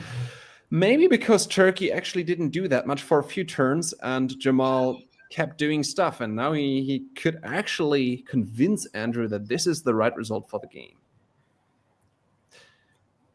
To be fair, he's going to ghost you for 6 months now. You watch. He was great on that first date, and look at him now. I mean, Jamal is a spectacular diplomacy player.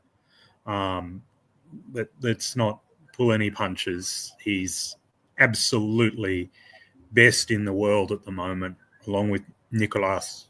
Respect to everyone else, but he's board topping 17. I actually, though, want to give deep respect to Andrew Wu in Turkey. I don't want to presuppose that this is first tournament or anything just because I haven't had great experience. I don't know him well. What a fantastic way to start a world championship on a board with 2 world champions. It was not necessarily an easy game, and he took full advantage of his position on his side of the board and has finished with 205, which is a big score. And yes, Jamal gets 250 odd, but for Andrew as well, I dip my hat that you got such a great performance. For everyone else on the board, I guess, sorry. Yeah, I couldn't agree more. I mean, Dan Lester manages to survive on one center. So another focus player didn't do too well on this first board, but couldn't agree more. Great game by Andrew Wu, and even better game by Jamal. If it's any consolation, no one in Australia can stop Jamal either. It's not just everyone else. Okay. With this, we are going to move over to a section where we will very quickly, just briefly cover 4 more games from round 1, even though we are already running behind schedule, which Goffy and Wardy have prepared. Wardy, do you want to take a quick break, like 2-3 minutes, while Goffy is presenting his boards, and then we do it vice versa, because we don't really have swapping analyst possibilities? And I'll kick you off the stream for a few minutes. And Andrew, the two of us, we will now move over to round 1, board 4, I believe. Let me see. This is round 1, board. Let me get my notes. Absolutely. I will first show the players and read them out, and meanwhile you can sort your notes. We've got Peter Jürgen in Austria. We made jokes about him in Austria earlier already. Here he is playing it again. Will Yarrington in England, Liam Moore, who is Doug Moore's son, in France, Isaac Jukes in Germany, Nicolas Hauget, defending champion in Italy, Chris Kelly from Chicago, a weasel in Russia, and Eric Silverman, who I think is Adam Silverman's brother, if I'm not mistaken, right, in Turkey. So we will, as I said, go very quickly through those games just to mainly show the end result. I will show the map, and then we'll just quickly flick through it, and you can tell us a few sentences about how this game actually developed. If I flip through quickly, this game started out the most boring of the ones. That all of this was actually pretty straightforward. And you'll see here, Trieste looks interesting, but that's it. If you fast forward 4 or 5 turns now, I know we want to do this really quickly. Respect to all the players, but one thing I want to say about this point, Nicolas and I have had conversations about how you defend a world championship. It's a conversation most people aren't part of. And it's nice to be able to talk about these things. And one of the things he said was, you just don't want to make yourself a target in round one. And here he is as Italy stabbing the nonsense out of Austria so that they're killed in 3 years. And it's Peter Jürgen. Peter Jürgen is one of the better players in the United States, and he's just been backhanded here. And it's so the opposite of what Nicholas was saying to me that I had to stop and laugh. If you, I think, given we only want to spend 1 or 2 minutes on it, if we sort of follow through even up to sort of 1906, you'll see that this is just a classic old school Italy take all the centers you can game. It's you're essentially at this point playing as if you're Austria. You're pumping armies up into the middle, and you've got just enough fleets to get the job done. Not everything is going to go your way, but I'll give you a hint. If you've got an Italian fleet in the Black Sea, you're having a pretty good game. And that's kind of the summation of this game. If we want to go through to the end, keeps going. You gave me a fairly long game, and here's the end position. He was stopped. And credit to the ragtag bunch who did stop him, because it is a classic stalemate position. But it only just, but he was stopped. What a superb statement of intent from Nicholas defending his world championship. When you gave me this game, I was quite excited to see it. When I saw he was Italy, I was expecting a low drama affair where he sort of banked a 5 or a 6 center result, and every single turn through it, I just went So his efforts to be the first person to defend the world championship could not have got off to a better start. And when I said he and Jamal are the best in the world at the moment, I'm not messing around. Yeah, great job, Nicola. Then let's go to the second board, which would be round 1, board 13, even though I don't see it in the software right here. What is the issue with that? I think we have an issue here because it should be loaded, but I'm not sure it is. That is a bit of a pity. It might not be here. I'm very sorry. We might have to skip that one. Do you want to tell us 2 sentences about who did well? I'll show you it on my phone. There we go. Who topped on that board? So, how do I put this? There was. I think this is the right board. This is the one with Peter McNamara in England and Shane Armstrong in Russia. And if I were to tell you that the fall 1901 build from Russia was Fleet St. Petersburg, and the fall 1903 build was another fleet in St. Petersburg, and that there was a strong England-Russia alliance that finished up first and second on the board, you would probably look at me and go, "You stupid Australians." And you'd be right. The game, hopefully we'll be able to share it on a Discord or something at some point, because it's actually a great example, again, of Australian diplomacy, that it was a game of resilience and adaptation, where Shane wanted to kill Peter the whole game, and the feeling was pretty mutual after that build in St. Petersburg. But other things kept interfering with that plan, so the two of them kept making up and working together and refusing to become captured by their plans when their plans were going wrong. The same was also true of the Turkish player in that game, who unfortunately the name has slipped my mind. But they played a great game as well, recovering from some early setbacks. Shane did the very Jamal or me thing and finished with an ally on both sides of the board, which is why he just slightly got the better over Peter, I think.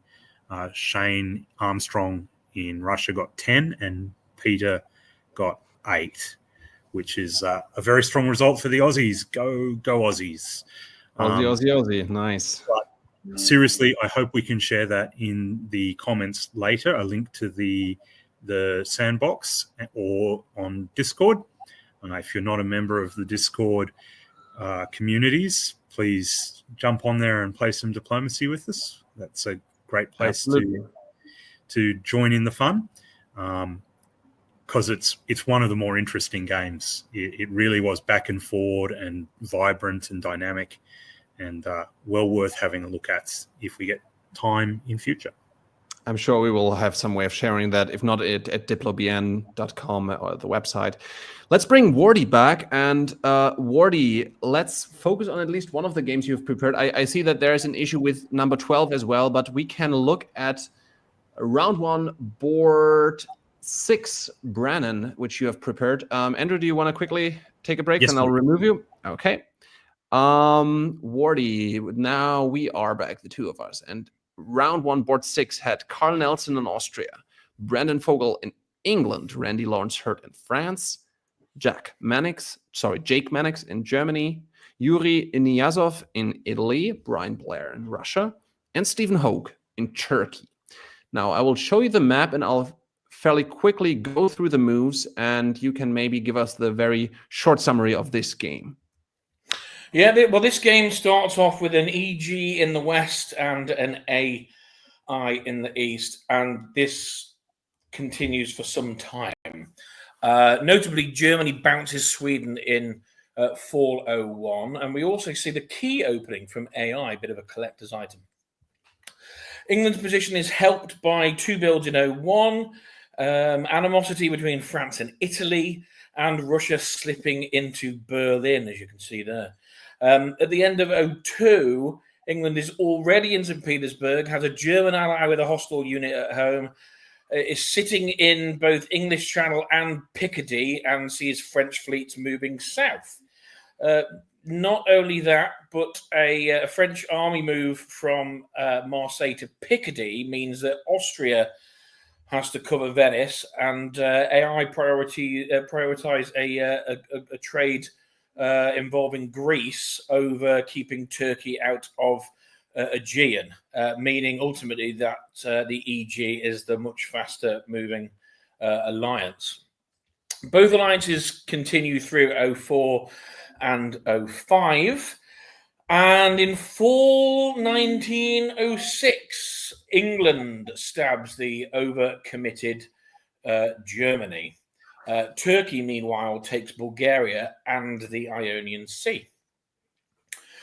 Germany, nevertheless, continues to plough into Austria, while England walks into the abandoned German-owned centres in the west.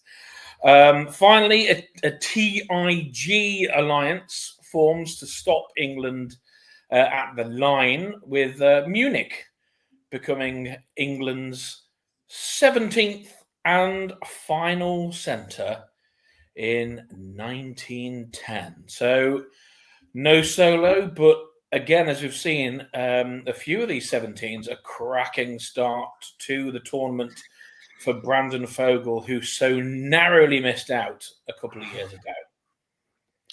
Great game. Thank you for the summary. DBN's own Brandon Fogel. We know him. We love him. Great start, and a lot of almost solos in this first round. Very interesting to see. I think I can bring Andrew Goff back to the stage, and we will now take a quick look at the standings after round 1. So I'll get us off of here and bring up how the scores are looking after one round being played. Of course, we didn't look at all games, so let's get an idea of what we actually have after this round. Just a second. I have to do this. And now I have to do my here, this.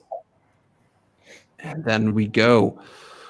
We actually see Jordan Connors leading the way with 296 points, followed by those others who also got very big results. Brandon Fogel, Nicolas Sauge. We didn't see Ben Kalman also doing very well in fourth. Jamal we saw, Andrew Wu we saw, and our focus player Adam Siegel there in 8th place. Shane Armstrong, you briefly talked about him. Goffey here in 10th place, actually. And we have to go a little further down to see our other focus players. If we scroll down, let's quickly see. I suppose we have to go very far down to see Dan Lester. I'm sorry for this center. And Georgina, actually, let me quickly see where she's placed after this. Isn't 37 with 94 points, but this is sort of the top 10. Quick thoughts about those standings after round 1. Nice to see McCarlist at the top 10 flying the British flag for us. He was actually the board topper in the other game that I looked at, which isn't showing up in the system, sadly. That 181 scored is surprisingly high. That was a 9-center board top as Russia, which is moderate. That's not a big center score, but it seems to be broadly a competitive tournament score. So yeah, not bad. Couple of thoughts from me. First of all, Doug Moore. Now there's a name you do not want to see rocking around a World Championship top 7. A fearsome player who is very much he has won 2, so that top 7 is pretty stacked. Just lurking a little bit further down, I want to point out Spiros from Greece in 14th. Will be happy with that first round result, flying the European Union flag. Darcy Morris, who, I think is a secretly very good Australian player on the up and up. You'll see more of him in years to come. I suspect that's a strong start for him. Sneaking down a little bit, Karthik in 16th is concerning. Doc Binder, another World Championship in 20th. One good game is not going to win this tournament, and it's a pretty impressive top 20 that we're seeing on the screen there.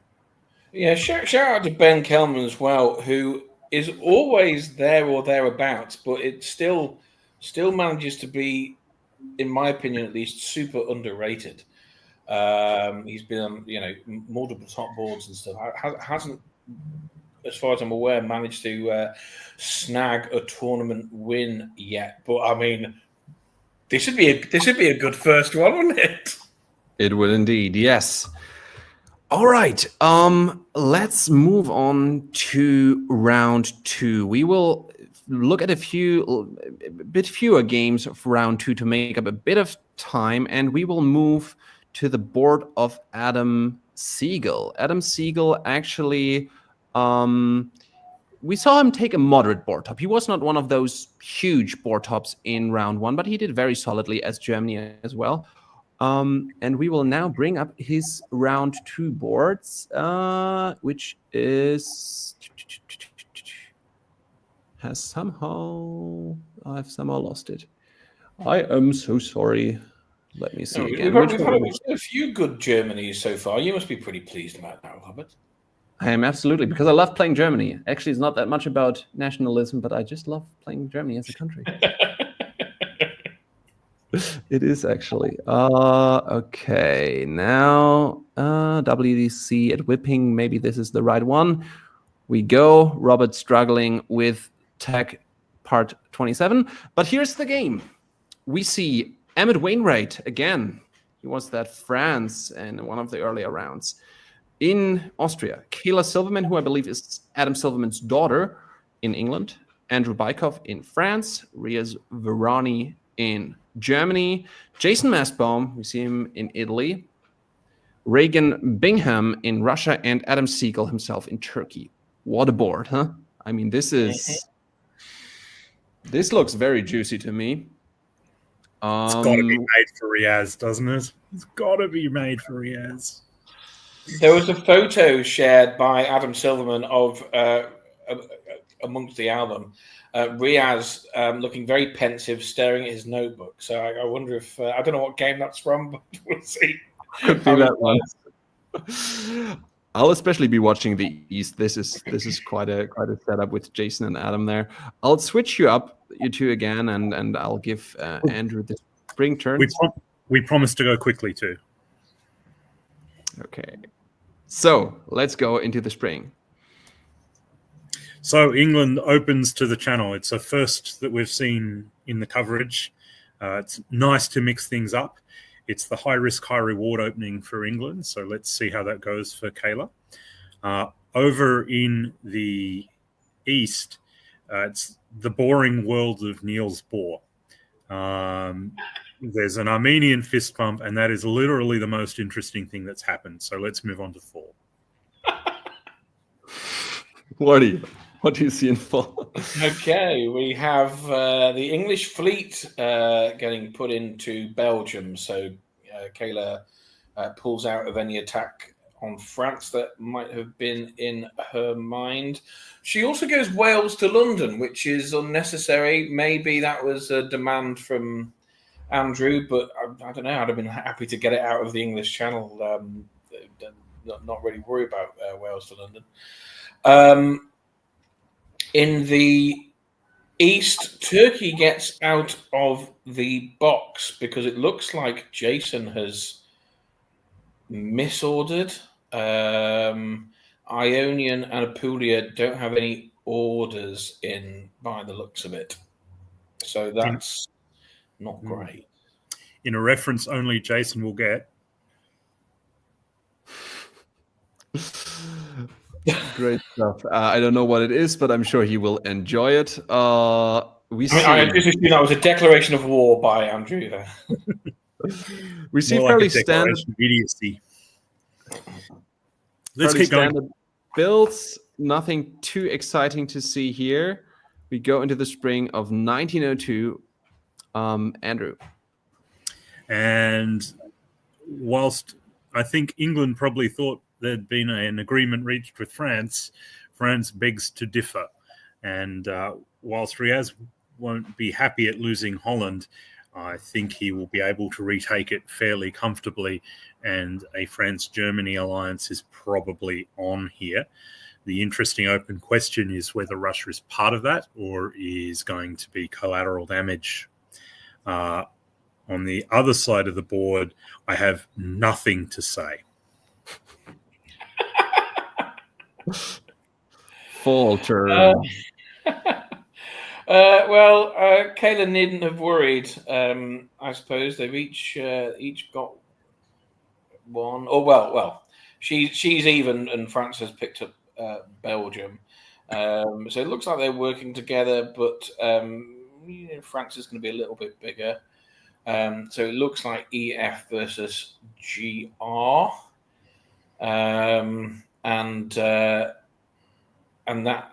fleet heading out into Barents is going to put England under some pressure. It'd be interesting to see if Andrew is tempted to join in if they start to lose position to GR. Meanwhile, I think Regan is working with Turkey ostensibly in the south, although there's no direct cooperation. They're into Galicia, but Austria is about to get a build from Trieste. So this looks like it could be a rat, actually. The red with Austria surrounded a little bit. 2 builds for Italy, army build for France, and for Germany likewise. And then we move forward into the next turn like this. Good call by Wardy, it seems, as those Russian armies that were surrounding Austria a little bit yeet themselves towards Germany, and fleet Sevastopol to Romania. Fleet in Romania is not going to hurt Austria anytime soon. The only dark spot on that is that Eastern Med goes to the Aegean, but you'd be pretty happy with that turn if you were Emmett. But there's good news for Jason as well. I think probably Western Med is there to help, and Piedmont going up to Tyrolia is also good news for him. It's less good news for Riaz, who must now be feeling a little bit surrounded with Prussia, Silesia, Tyrolia, the French continuing their attacks towards Ruhr. It's a precarious situation for Riaz. Great read on Skag, though. He's a good player, Riaz. He's a very good player. She definitely is, especially tactically, but also a great smooth talker. And apparently, because there's no attack from Russia this turn, at least. Support holds Munich, which allows them to take Burgundy from Ruhr.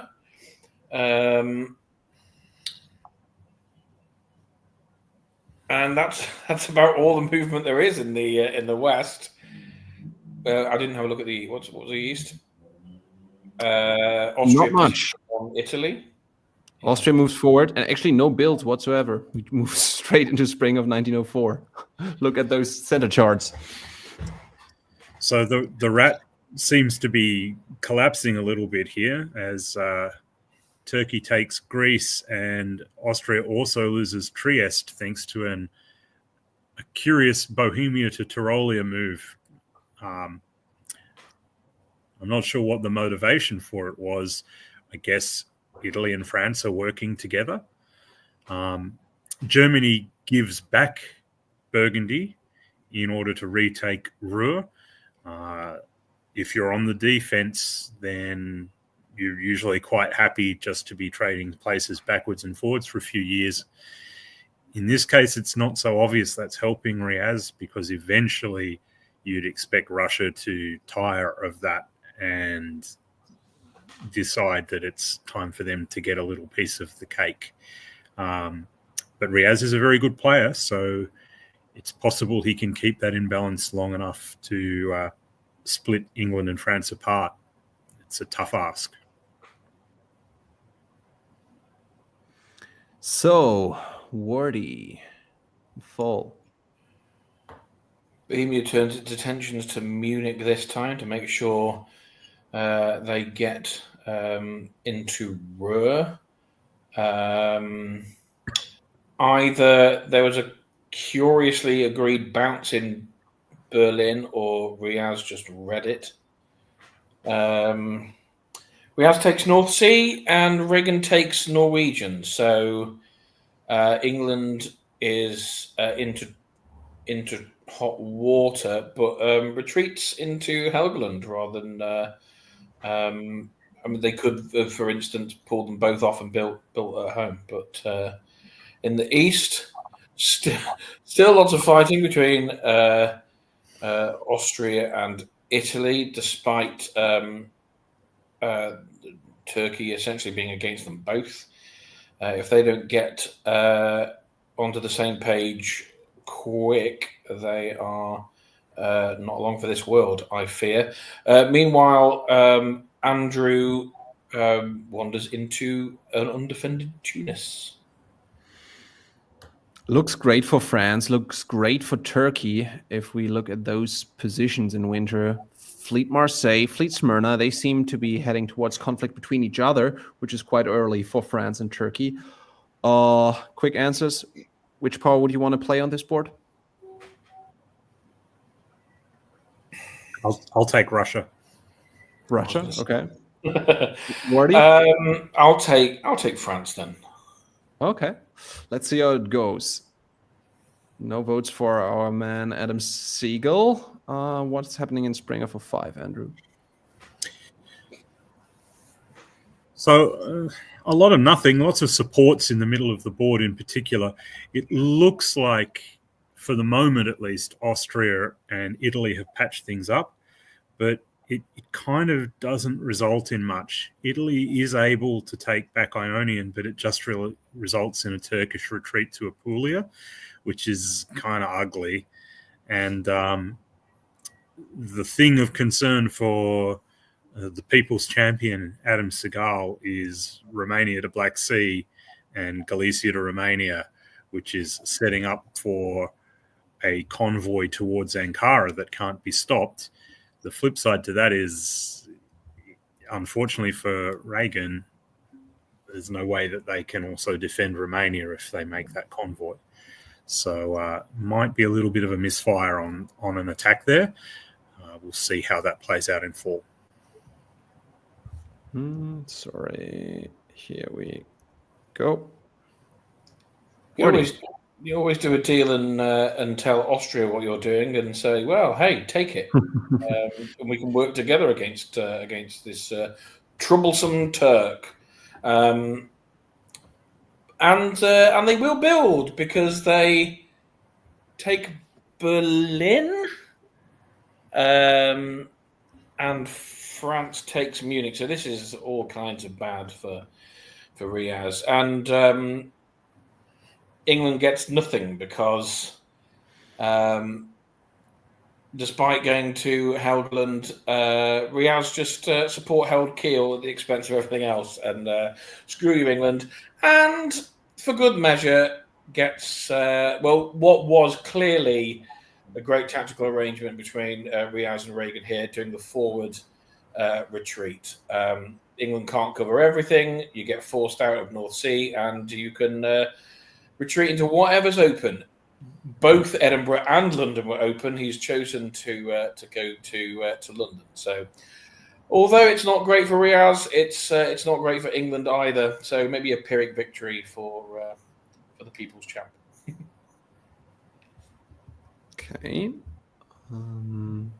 So in winter, we see France has grown and Russia both have grown. Both of you have picks doing well. Adam on the back foot has to pull one, which is Tyrrhenian, as it is a bit out of place. But now, if Austria and Russia stick together, lots of trouble on his doorstep. Army Sev comes down. For England, Fleet Helgoland goes. Not such an easy game for Kayla so far. And then we move on into spring of 1906. Diplomacy is a funny game, and it's much more often built on trust and relationships than tactics. Ankara goes back to Romania, supported by Sevastopol, and Adam has clearly negotiated out of a situation that looked dire. But not only has he done it just with some quality play turning Russia around, look at the effect that has had in Austria. He has forced Serbia, bounced the move Romania to Bulgaria, and also got Adriatic into Trieste. You might almost think that maybe Austria's moves were leaked by Reagan here in order to make this all effective. But whatever the circumstance, what a superb piece of play from Adam. That's first rate getting out of that hole.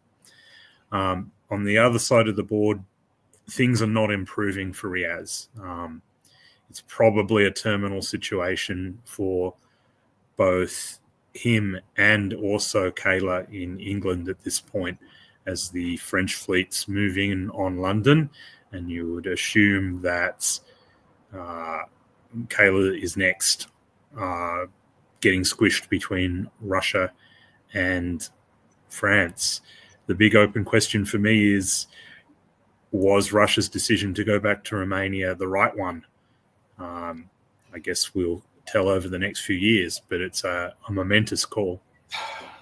There's communication error between RG here, because London could have done anything else and it would have been better. He tried to support hold North Sea, which was moving. He could have tapped Yorkshire to help Edinburgh fall, or he could have bounced one of those French fleets.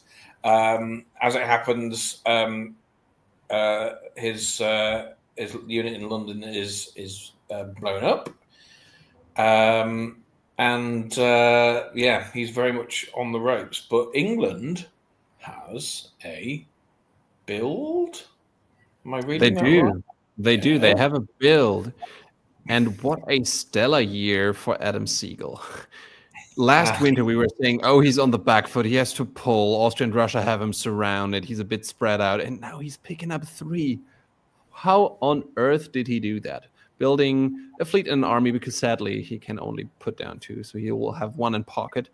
Fleet for Kayla Silverman in Liverpool. So gets back. And Ahmed with a bit of a difficult position. Right, he has Austria 4 centers, but also quite spread out over the board. One of the best things in diplomacy is when you're in this position and you've fought off people attacking you on your sides and you owe no one anything.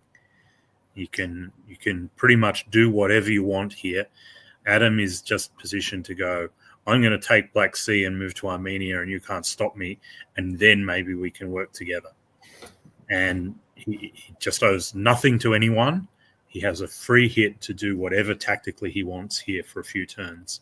So his position has gone from really bad to exceptional in the space of 1 year. So I see why he's a focus player. He's one of the best. Tell us about the spring as well, Andrew. So he just walks into Black Sea. He doesn't even need to support himself there. You put yourself in a position where you can just make demands of people, and people get it, and he's taken advantage of that. Reagan's position in the south is flimsy at this point. It has some significant problems. It's not beaten because Austria has problems as well, but there's a real fight on there. And it's helped by the fact that in the north, her position is fairly good.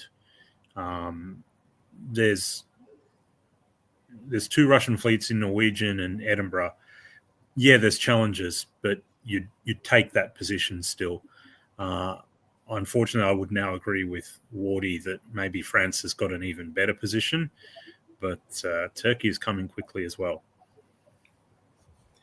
It looks like there was some confusion over which unit was supposed to go to Romania there. It looks to me that Black Sea would have been the better option, because then you've got better defensibility in for your home centres. But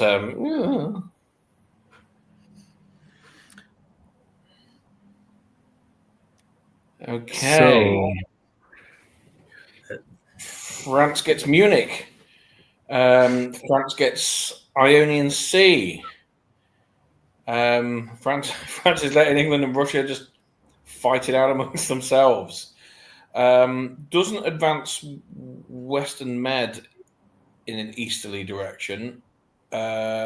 Interesting choice. Don't really know why. I don't see why you wouldn't want to at least send that to Tyrrhenian, unless maybe Italy is going to Janissary for you against Turkey. But meanwhile, this is all bad for Reagan in the east. Loses Sev, doesn't get Romania. At least they've got Edinburgh. But this is not great for anyone if you're not France. I mean, Turkey at least is going to be able to compete, but when you've got Italy letting France into Ionian Sea like this, it's not good news.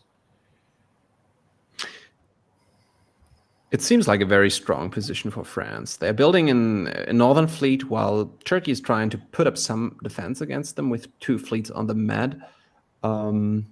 Interesting comment by Nicolas Taillet. Hello, it's good to see you in the comments, saying that he thought the mistake earlier in Turkey attacking Italy, that this in his mind was the way Turkey could have competed with France.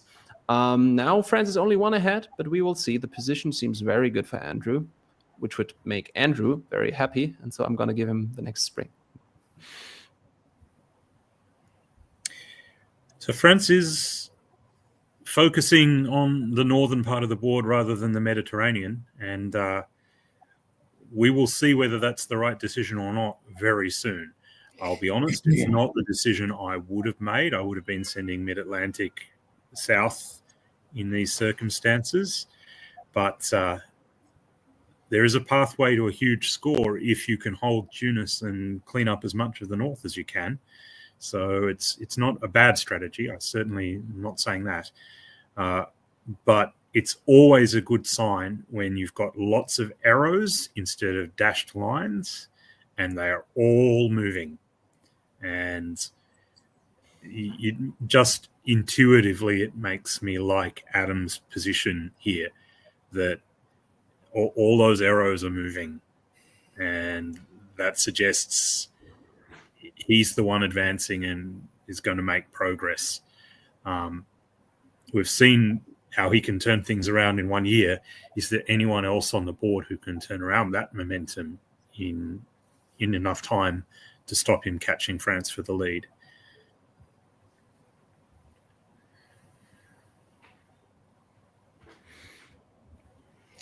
Austria's helping him forward, huh? I mean, that's very useful, I suppose. Yeah, maybe under duress. Riaz had dreams of getting back into his home centres, but that's been dashed. France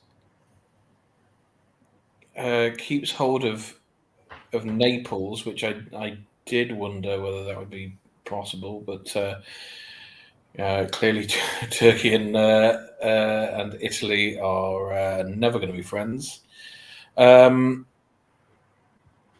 It's just France inching forward, Turkey inching forward. Austria's nervous enough to come back to Vienna. I don't think that's going to save you in the long run if Adam needs your centres for the board top. But not a great deal of movement, in truth. We see a build for each of the major players, both put down in army. For Turkey, I can definitely see it. France, a little bit surprising maybe, but hey, okay, they didn't seem to choose that Southern Fleet game, and they're doubling down on that. Let's see what they do with it in spring of '09. Once again, we see lots and lots of nice, solid yellow arrows for Turkey here. The walk into Sevastopol is a bonus, but it's moves like Ukraine to Galicia that just position everything well, or the beautiful Constantinople to Apulia convoy that it's just advancing your position. People underestimate the value of spaces like Galicia and Apulia. You take them, they're strategically important. You can collapse into the centres later. And Adam is clearly showing an understanding of that and has set up for a really, really strong fall this turn, or perhaps even he can hold off for another year since the games are time unlimited and just choose his moment. Really strong play from Adam in the East. It's unclear why Austria and Germany would necessarily be working together. Sure, why not? France is just making slow progress, though, and is just being beaten in this race by Adam at the moment. It's not over, but needs to start having some tactical wins rather than bouncing in the North Sea and not really achieving anything.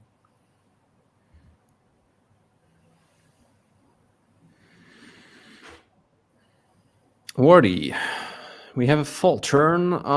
France makes a bit of progress and a step backwards in different parts of the world. Well, no bounce in North Sea. France does get Edinburgh this time. That could just be a wrong guess by Russia, but they take Sweden as Germany gets into Munich. So Riaz is back home, but still on 2. They weren't going to build anyway. Austria manages to sweet talk Adam out of Sevastopol, but not out of taking Vienna or Venice. So, is there a reason why Adam didn't want to take the other? I'm going to respectfully suggest that there was no sweet talking involved. That's just a really good move by Adam. He's picking up 3 builds. He needs armies on the front line.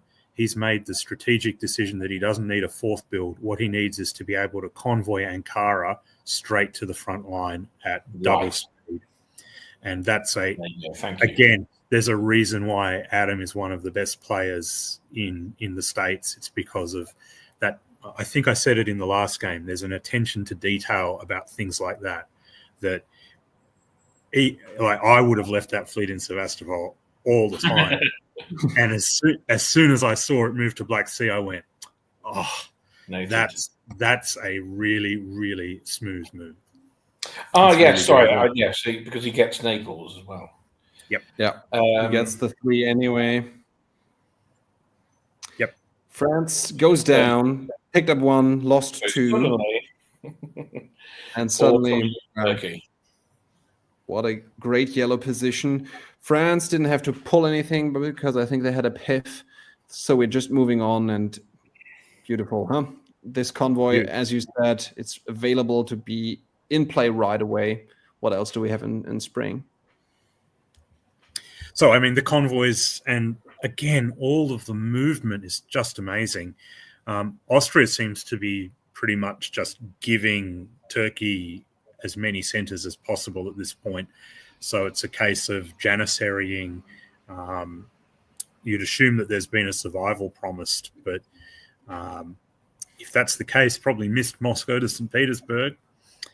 The short version is this was a race, but that little pit stop that France has just been forced to take is making Adam look terrifying. Be very surprised if he doesn't get up towards 16 here, and France might want to buttress Tunis in good time here, or again, we're getting very close to alarm bell territory. It'd be interesting to see into the diplomacy here, because it does seem rather like Adam has done a much better job at dealing with Emmett than Andrew has done with dealing with Riaz, for example, and you could probably extend that to say Adam's done better with Regan than Andrew has as well.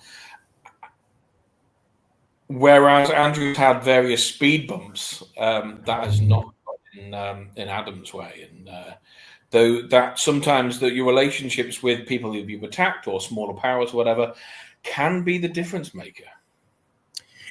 Can I say, just generally, it's a rotten feeling when you're a good intermediate player and you come up against someone like Adam on the top of their game, and you have a really good game as France in this case, and suddenly you're 3 centres behind, and you really can't pinpoint one thing that you did wrong. Because let's be clear, Andrew's game here has been a good game. He's just losing a race to a player who is one of the very best. So if I was Andrew in this position, and I have been years ago exactly that Andrew in that position, I'm feeling a bit sore about this at the moment. And hopefully Andrew sees the threat and gets out of this with a good score, because he certainly deserved a good score for his game. Full turn. Wardy. Yeah, push back in the south, losing Turanian. I mean, that's not going to be terminal. I think there can't be too much longer left in this game, and Iberia is safe as houses. They looks like they turn on England here. They take Holland. It's only a one dot stab, but in doing so, they actually cede Kiel to their blood enemy, Germany. So I don't think this makes a great deal of sense. This, you're even, and you've just annoyed the one person who is actually on your side. This line is just skyrocketing. 3 more armies for Turkey. France can build 1, but it's they're 6 behind now. I think the race is lost. The question is, how far will Adam go? Is there more room for him to grow, or will there be a draw fairly soon? Predictions? I mean, he might be able to get Moscow, but I think that's going to be it. Well, I think, again, what I said in that other game, at this point, Adam should make the other side of the board prove it. Surely there's some bad blood between France, England, Germany, and Russia, who have been fighting each other for 10 years now. So, yeah, if it's a tactical challenge, this is fairly easy to stop. I mean, it's still 16, maybe 17 with Tunis, but you make them prove it, because they've given no indication yet that they're capable. So just that one of them needs to decide to keep fighting and, make them prove it. And having said that, there'll probably be a draw now because people won't do that, but they should. Adam keeps fighting on. We can go through this fairly quickly until we see something out of the ordinary. It seems that Turkey's just pushing forward and France keeps attacking Germany. I think that's probably quite relevant to what you just said. Yes, it is. Lots and lots of yellow arrows. Again, it's always a good leading indicator. Moscow is now guaranteed, so that's 16, and it doesn't seem like there's any reasonable way now to stop losing Tunis. So France, if they're wise, should be pulling back and making absolutely certain of Marseille and Spain. Adam is playing, again, that meticulous. Every move here is accurate. Every move. Vienna, there is temptation to move it up to Bohemia and Venice to Tyrolia, but it's wrong, because that's not where you are challenging for your 18th. I'm really keen to see this. I hope he really makes the other players prove that they can stop him, because one thing is for sure, it's going to take just one little mistake and Adam will find it and will capitalize on it. So again, great game from a great player here. You reckon his 18th center is Marseille rather than Munich? I reckon it's Spain. Mm-hmm. Okay. Yeah. Interesting. If France loses Spain, something's gone wrong. It could be Berlin, it could be Munich, it could be... Yeah. So he's challenging all of them a little bit. It could be St. Petersburg. That would be spectacular. That would be spectacular, but it could be if that Austrian unit keeps causing trouble. Yeah. I mean, they're still fighting Germany, but they're not getting rid of him. So there is possible that like Berlin falls or something. Mm. There's still chaos. They're not working together.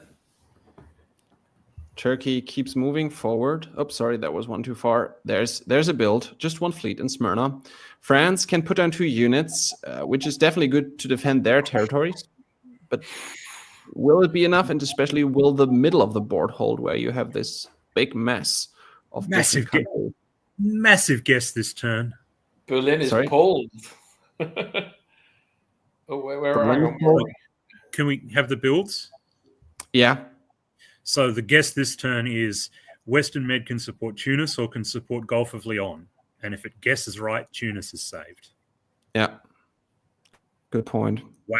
That's a do or die thing.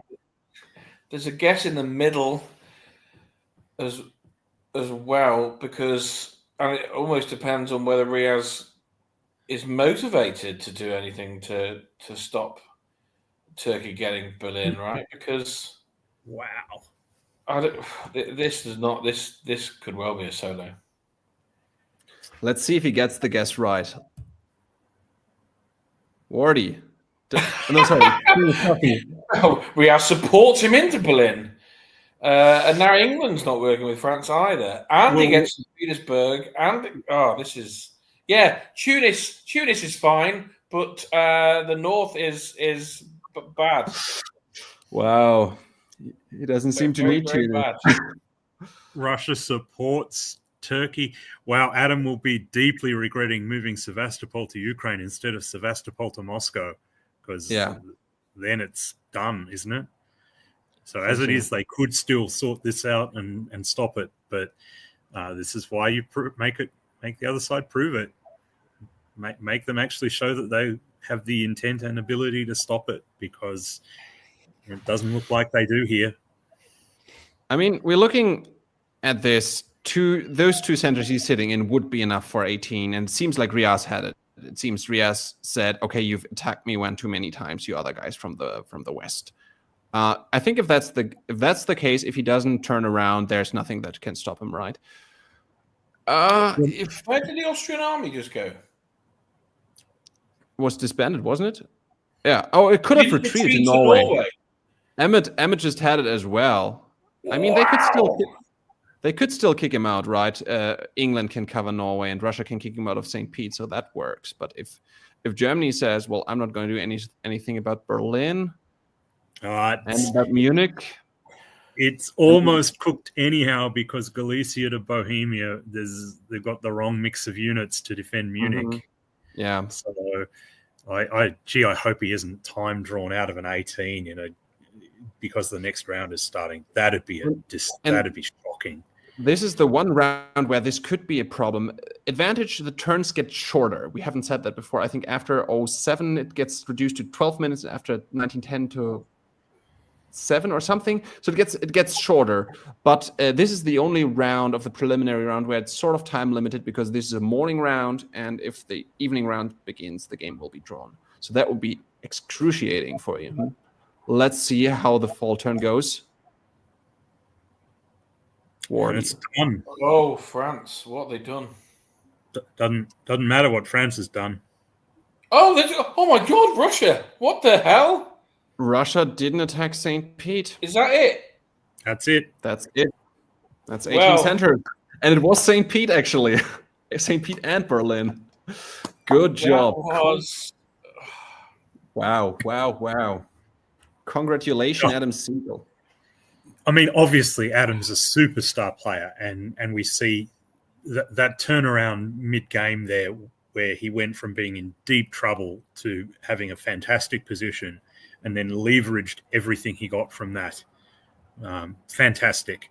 But I also just want to give a real heartfelt condolence to Andrew in this game, who really played a pretty good game. And sometimes you come up against an unstoppable force, and that's what Adam was in this game. And I'm sure Andrew is smarting from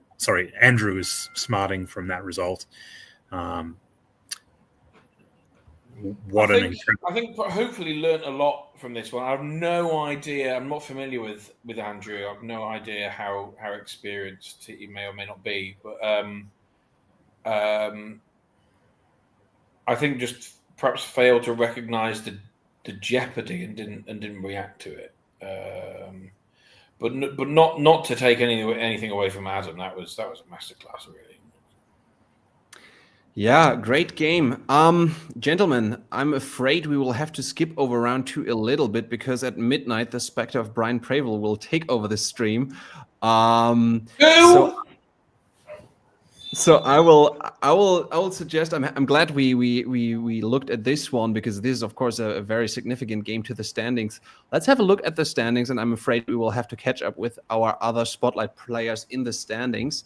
So I'm gonna show us now how things are looking after the first 2 rounds. When we're going into the evening round of the Saturday, we are looking at a situation in the scores that looks like this. Not very surprisingly, Adam Siegel on top after this score, and a very decent round 1 score, 637, probably set for the championship pool, or definitely set for the championship pool. And he also decided to sit out the round 3 to sort of regain a bit of energy after this fairly long game. Jordan, Brandon, Nicola, and Jamal, all with very decent scores in round 2, even though they are not as big as the first ones, also in very good positions. If we go a little further down, we see Jan Chloe bouncing back from this sort of bit middling, very difficult round 1 game. And if I go down a little further, we see a few other players who are in our focus. Dan Lester coming back from a difficult round 1 game with 206, just on the cusp, 249 points in 20th place, as well as our rookie, Georgina Dova, who has 239 points and is just in the 21st first place. So, Andrew, if you put yourself in the shoes of one of those, you're just like right at the cusp, and you know you need to go into this round 3 game. What's the mindset? How do you approach it? If you know I need to make something happen, if I just sit still, I will just drop out of it, and I will be very sad. Well, I like Shane, Dan, and Georgina's position more than I like, say, Craig Mayer or Carl Ronneberg's position, because there's a low score. So you actually get a better chance of building your score just from having another good, solid game. That might be enough to get you into the top 21 at least. Whereas Ben Kelman is another one. He's almost safe just because he's a good player. He's not going to get another 19. That's unlikely. Whereas, say, Katie Ben, 2 good scores, a third good score is not really going to help. So they're the players you're more worried about. I also see Gnome there with a 261. That must have been a huge game for Gnome as well. And he's a little bit of a threat there, because if he or Ben Kelman get another big score, they're right at the pointy end of contention. The other thing I would add is don't spend this round trying to get into the top 21. Try and position so you're a chance to win.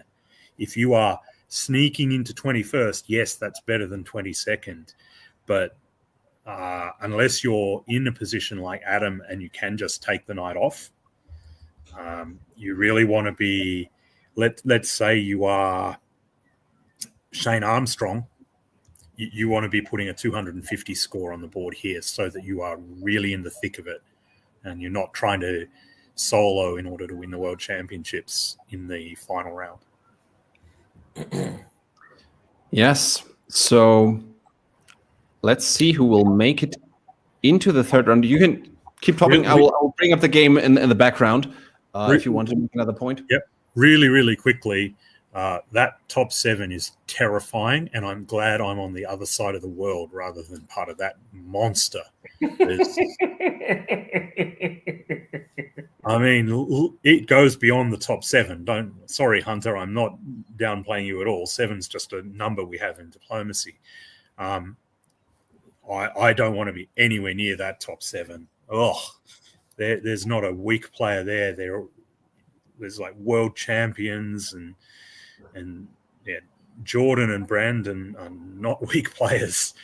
Not at all. Terrifying top end of the field. It's almost ridiculous just how high quality the players are at the top there. That's crazy. Okay, so we will go to round 3, board 2. The places over there will not show up correctly because we haven't looked at all games, so don't worry about those. But this is a very interesting one. We have Johnny Gillum in Austria here. We haven't seen them play yet. A very good virtual player won the Summer Classic. We have Stephen Hogue in England. Timothy Crosby, another prolific virtual player, former winner of Tour of Britain in France. Georgina Dova, our feature player in Germany, had 2 solid scores so far and is actually still there and about to make something happen.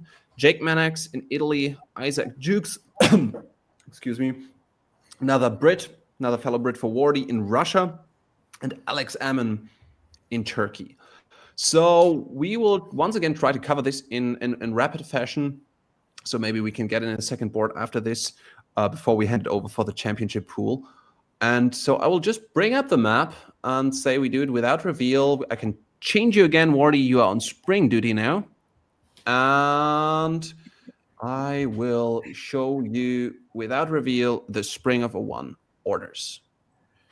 I'm hoping that Jake has a good game. He was Brandon's ally and then stab victim in that almost solo for the Fogel.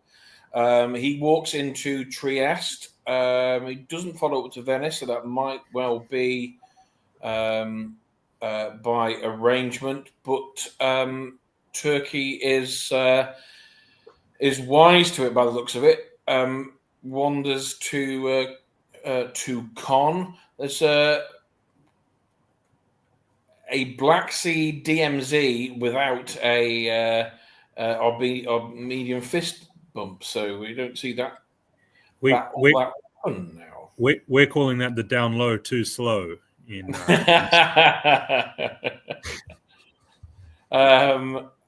Elsewhere, we've got a DMZ in Galicia.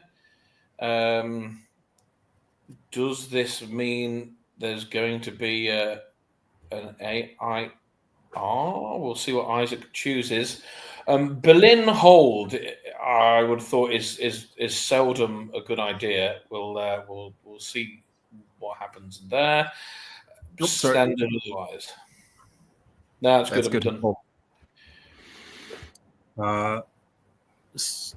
Stephen in England has decided he wants his English army to die by convoying it to Belgium. It looks like a good start, but we all know how it finishes. On the other side of the board, the bounce in Aegean, I mean, we all saw this happening, didn't we? That was telegraphed pretty strongly. I don't understand Albania hold. I assume it's a misorder. It's pretty unfortunate for the Austrian if you've given up Trieste and that's your misorder. So, Johnny, that's a bad bit of luck there. Hopefully you can recover. There's shenanigans between Russia and Turkey, but I'm not sure that was even arranged. I think that there's just shenanigans happening there. So let's move on to spring 1902 and see what eventuates. Oops, sorry, we have this issue again. I have to go back to here, and then we quickly look at the builds. Nothing super except two armies for Georgina. That's a bit unusual, very committal for Germany. The rest, maybe England really wanted a French friend. Does he get a French friend, Wardy? Okay, indeed it does look like an AIR. We've got Russia supporting themselves to Armenia, supporting Austria to Bulgaria. Greece is decided worthy enough to be occupied this time, and they're circling. Meanwhile, England and Russia are coming to blows, and it looks like we have an EG or Western Triple, depending on what France does here. Looks like they've got options. Although, we'll see what Tim does, but this could be Tripoli. Isaac has a hollow center, so we'll see if Georgina can find some dots there. Okay, and in fall, Andrew. The answer is yes, Georgina can find some dots there. Unfortunately, though, loses Munich because she also had a hollow center. The situation in the land of the air is made more complex by the Russian units charging through Prussia and Silesia, but they've collectively got their act together. So there's some really nice moves there, like Greece to Aegean, supported by Ionian, with Albania only going to Greece on its own. So if it gets into Aegean, it's good, and if it doesn't, it doesn't. Johnny's played the position pretty well, and they are going to get the builds that they would have wanted in 1901 and then some. So well played to Johnny to get their way out of that tricky situation. It's obviously bad news for Alex in Turkey. With the exception of that move against Munich, you would have said this was EFG versus Russia, Austria, Italy, and we could do this game pretty quickly. But Munich certainly keeps things interesting. Mm-hmm. Army builds for France and Germany. So Thrive set up there. 2 builds for Johnny. And an army built by Jake Mannix. Maybe not necessarily what we would have expected. Fleet could have been useful. How does he actually use it, Wardy?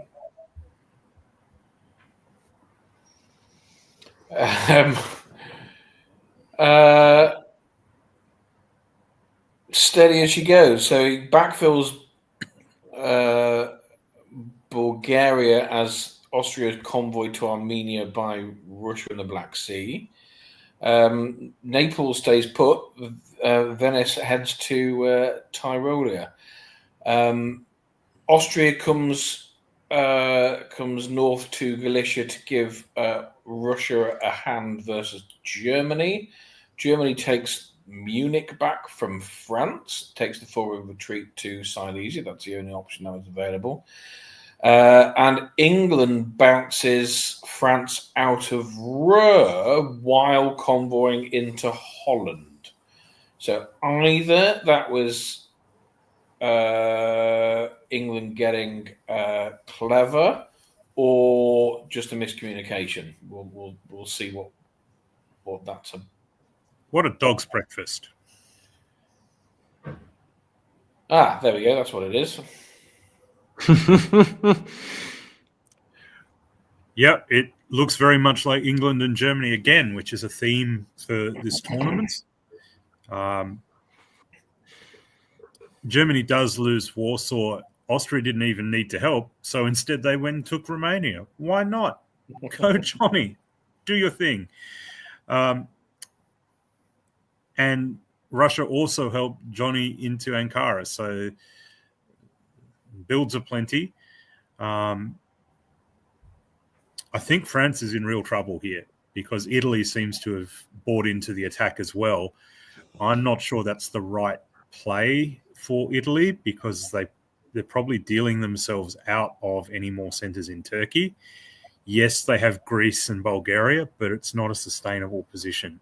So it's going to have to be done diplomatically for Jake from here. Jake's a good enough player to do that diplomatically. That's his strong suit, but it's a game of very different styles. You get the feeling that maybe Jake and Johnny are playing diplomatically, whilst the West is playing some heavy tactics. What will be most interesting is seeing how Georgina plays in that tactical world. So far, going pretty well. If that holds up, it'll be a very impressive game for someone in their first tournament. It's a big pile at 666. Lots of players who could emerge victorious out of here. Fleet build for England, army build for Germany. France gets rid of that expeditionary force. And we can play a game of Who Do You Like After 04, but for now I'm going to move you forward and go into spring of 04 with Wardy. Oh dear, this doesn't look great for Isaac. Yes, he gets put into Constantinople, albeit in spring, but Austria wanders behind him into Sevastopol. This is not ideal. He also loses Warsaw for good measure to Georgina. England is into Burgundy. France doesn't even bother defending against Italy. That's a choice. That's obviously a diplomatic choice. Tim is no slouch. He knows how to play this game. He might be saying, well, look, if you can continue attacking me, Italy gets it all. So he does get England out of the Channel, which is one thing, but yeah, this is not a great position for France. Yeah, Jake. We can continue on to 4, but Jake winning diplomatically rather than tactically. Really, really strong play. And look at that beautiful move. Mid-Atlantic Ocean, if you don't mind. And for good measure, takes Trieste and Serbia off his erstwhile ally. Johnny, who last turn supported Warsaw to Silesia and Prussia to Warsaw, 2 different countries in 2 different directions, it looks like they just didn't see that coming at all. And that's unfortunate for Johnny, who's a good enough player. They can come back from this, but yeah. Johnny's a terrific player, but does have a recurring weakness, which is overextending themselves and letting themselves open. But look at this. This is restraint as well from Jake, having Spain as the mover as well. So keeping Marseille as part of the deal, but again, giving that's a forward retreat for Tim. That's all the range, and very, very nice, getting around the back of Steve. So a little bit of intel at this point. Italy, Austria, and Germany are all sort of on the cusp for the top 21. All of them have decent scores from round 1, and all could make it, but none of them is really safe. So that's maybe interesting to keep in mind. I wanted to play Who Do You Like? I'm afraid your answers will be very similar if I ask you which position you want from this point. So I suppose we just go forward for now. Russia. You want Russia? Good, my man. Solo incoming. Isaac will solo here, I'm sure. Yeah, I mean, I think there is an obvious answer, but I don't particularly mind Germany's position here either. Mm-hmm. Don't see that Germany, now that Austria is going to, you presume, turn around, those red armies look threatening to Germany right now, but in about 30 seconds' time, I suspect they won't. So I don't mind Germany's position here. There's centers for Georgina if she pulls the trigger. I think, I'm Germany and Italy are closer than maybe first appearances here. So we move into the spring. Wardy. How does it look for Georgina and Germany? Johnny moving Russia back, possibly to find a way to kick them out of Romania in the fall. They walk into Con. We're trying to react to this Italian stab and this great Italian position. They're just going to be outnumbered, though. Now he's back into Spain. Is Jake? MAO holds. Yeah, I can't help but think maybe something better could have been done with that. But yeah, this is all about Italy positioning. England retakes English Channel, but loses St. Petersburg. But doesn't lose St. Petersburg because it was a spring term. I mean, there's a lot to like there. Johnny's defense is excellent. Holding off Italy, the issue is Jake just gets to pick off a couple of centers in Iberia. So there's enough builds for him to continue to outnumber, which is probably enough. But there's a good fight being put up here by, everyone is supporting that Russian to Budapest. So there is a fight being put up.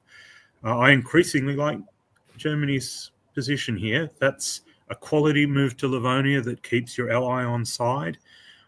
Nice little positioning. There's pressure into Burgundy that doesn't work this turn, but it's indicative, and there's enough French units coming off the board that it's going to work sooner rather than later, you would think. So I think good turn for Germany, only an okay turn for Italy here. The game is still very much alive. This is an interesting one. Yeah, seems like a very, very nice bit of foresight for a fairly new player to walk out of St. Pete again and think about those implications as well. France has to pull 2 off the board. Italy builds a fleet. Turkey builds a fleet. I completely missed Turkey building. Yeah, I mean, Austria let them build in Smyrna. Probably said we need more fleets against Italy. Yeah, I can't build them. So let's see if it works for Johnny, or if those Turkish fleets will now come try to regain their home centers. Wardy. You do want more fleets. Bulgaria is not the greatest place for it to be, though. There is... I think this is a bit bold from Jake going for Vienna there. Losing Trieste, which didn't need to happen. England goes into MAO and France is into Gascony. So they're starting to lose position around Iberia. That's going to be hard to hold on to. Here we go. There's Georgina taking Moscow and England. Well, I had to cover the retreat. I'd best take St. Petersburg for you. So still only spring, but we'll sorry, see. I beg your pardon. I did miss that. Yeah, she might well move out. Yeah, it must be more tempting this time, though. How many times can you get away with that? Well, mind you, when they're sitting in North Sea in Belgium, you don't want to annoy them too much, especially when you're heading down to the east. And move out it does. This is great play from a person in their first face-to-face tournament. That is a precise, quality strategic move. You 100% don't need that build when you're getting Moscow already. Your focus should be on pushing that army into Galicia and moves like that start crashing through the stalemate position. Really, really quality play there, keeping the alliance at the cost of a centre you don't need. Really great play. The downside for Georgina here is, at first impression, it looks like the multicolored assortment of players on the other side of the board have got their act together and are now working together. It's not perfect. It's far from perfect. But if this is the first step towards putting up a line, then it becomes questionable whether there are enough centres for Georgina to catch up to Jake here. This remains a very interesting game, though. Even Johnny could still make a comeback here with a little bit of luck and a little bit of patching things up with Italy. What a great game. This is really a fascinating one. Tim thought he might be on the cusp of a comeback, expecting to pick up Marseille, but there was no tap on Spain. Instead of going up one, he goes down one because England nabs Brest. Army built by England. That's interesting. That might be a bit worrying to Germany. We'll see where it goes. Germany also builds an army. Lots of open questions. Where does England go? Is the East united? Right? Yeah. Yeah, England convoys into Picardy. France goes into Paris, where it's safe for the moment. But Germany, whether it was the army build or something else, but I get the feeling it might not walk out with some big this time. And I reckon it's going to try and walk out. Bosnia needs to go to Denmark next turn, right? Yeah, I reckon St. Petersburg might try and walk out to Norway, whether it succeeds or not. Oh yeah, because the fleet can't go to Norway because it's got to defend Denmark. Gee, this is a great game. Anything could happen. Let's see it. Andrew. Oh, what a guess. Oh, what a guess with Denmark. Wow, that was gutsy. That was gutsy.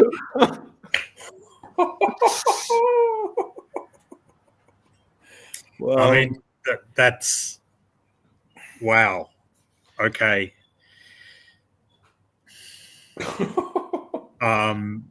Gutsy doesn't begin to cut it. I mean, it may have been the right move anyhow. It may have been one of those ones where you give up Denmark in order to get Norway for positional reason.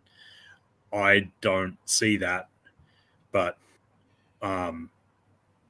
man, there's a few little misses here that Holland could have supported Ruhr to Belgium and caused even more damage. But that's got to be exceeding your wildest hopes when you start that turn. So well done, Georgina. Stephen, that's still possible for Stephen to come back and top this board. It's really a fascinating one. It's pretty good news for Jake as well, who seems to have cobbled together an alliance here of sorts. Russia manages to guess right and sneak into Vienna. And I'll say it again, Johnny, they're not out of this yet. They've picked up 2 centres. So they're on 1, 2, 3, 4, 5, 6, 7. I mean, what a fascinating game. Anything could happen here. So there's a fleet built by Germany. Austria +2 but can't build. Goodbye Turkey. Fun seeing you on this board, and England disbanding completely that they can move against Germany. Makes a lot of sense. Wardy, spring of 1908. So given that England needs... given that Italy needs England to go fight Germany, it leaves setting his sights on attacking Austria again. Manages to cut both Bulgaria and Budapest, enabling him to take Vienna. That is delightful tactical play there. He's into Aegean, and this is looking great for Italy once again. Looks like should get either Paris or Brest. I would have... Yeah, we'll see. I mean, Brest would be the easier one to take tactically, but I don't know if you want to do it. But in which case, why go to MAO in the first place? I'd be nervous if I were England. But that probably then allows Paris to fall. Johnny is looking to try and either come over the top and into Galicia or grab Moscow, but I don't think that's going to work. England gets Sweden back but loses North Sea.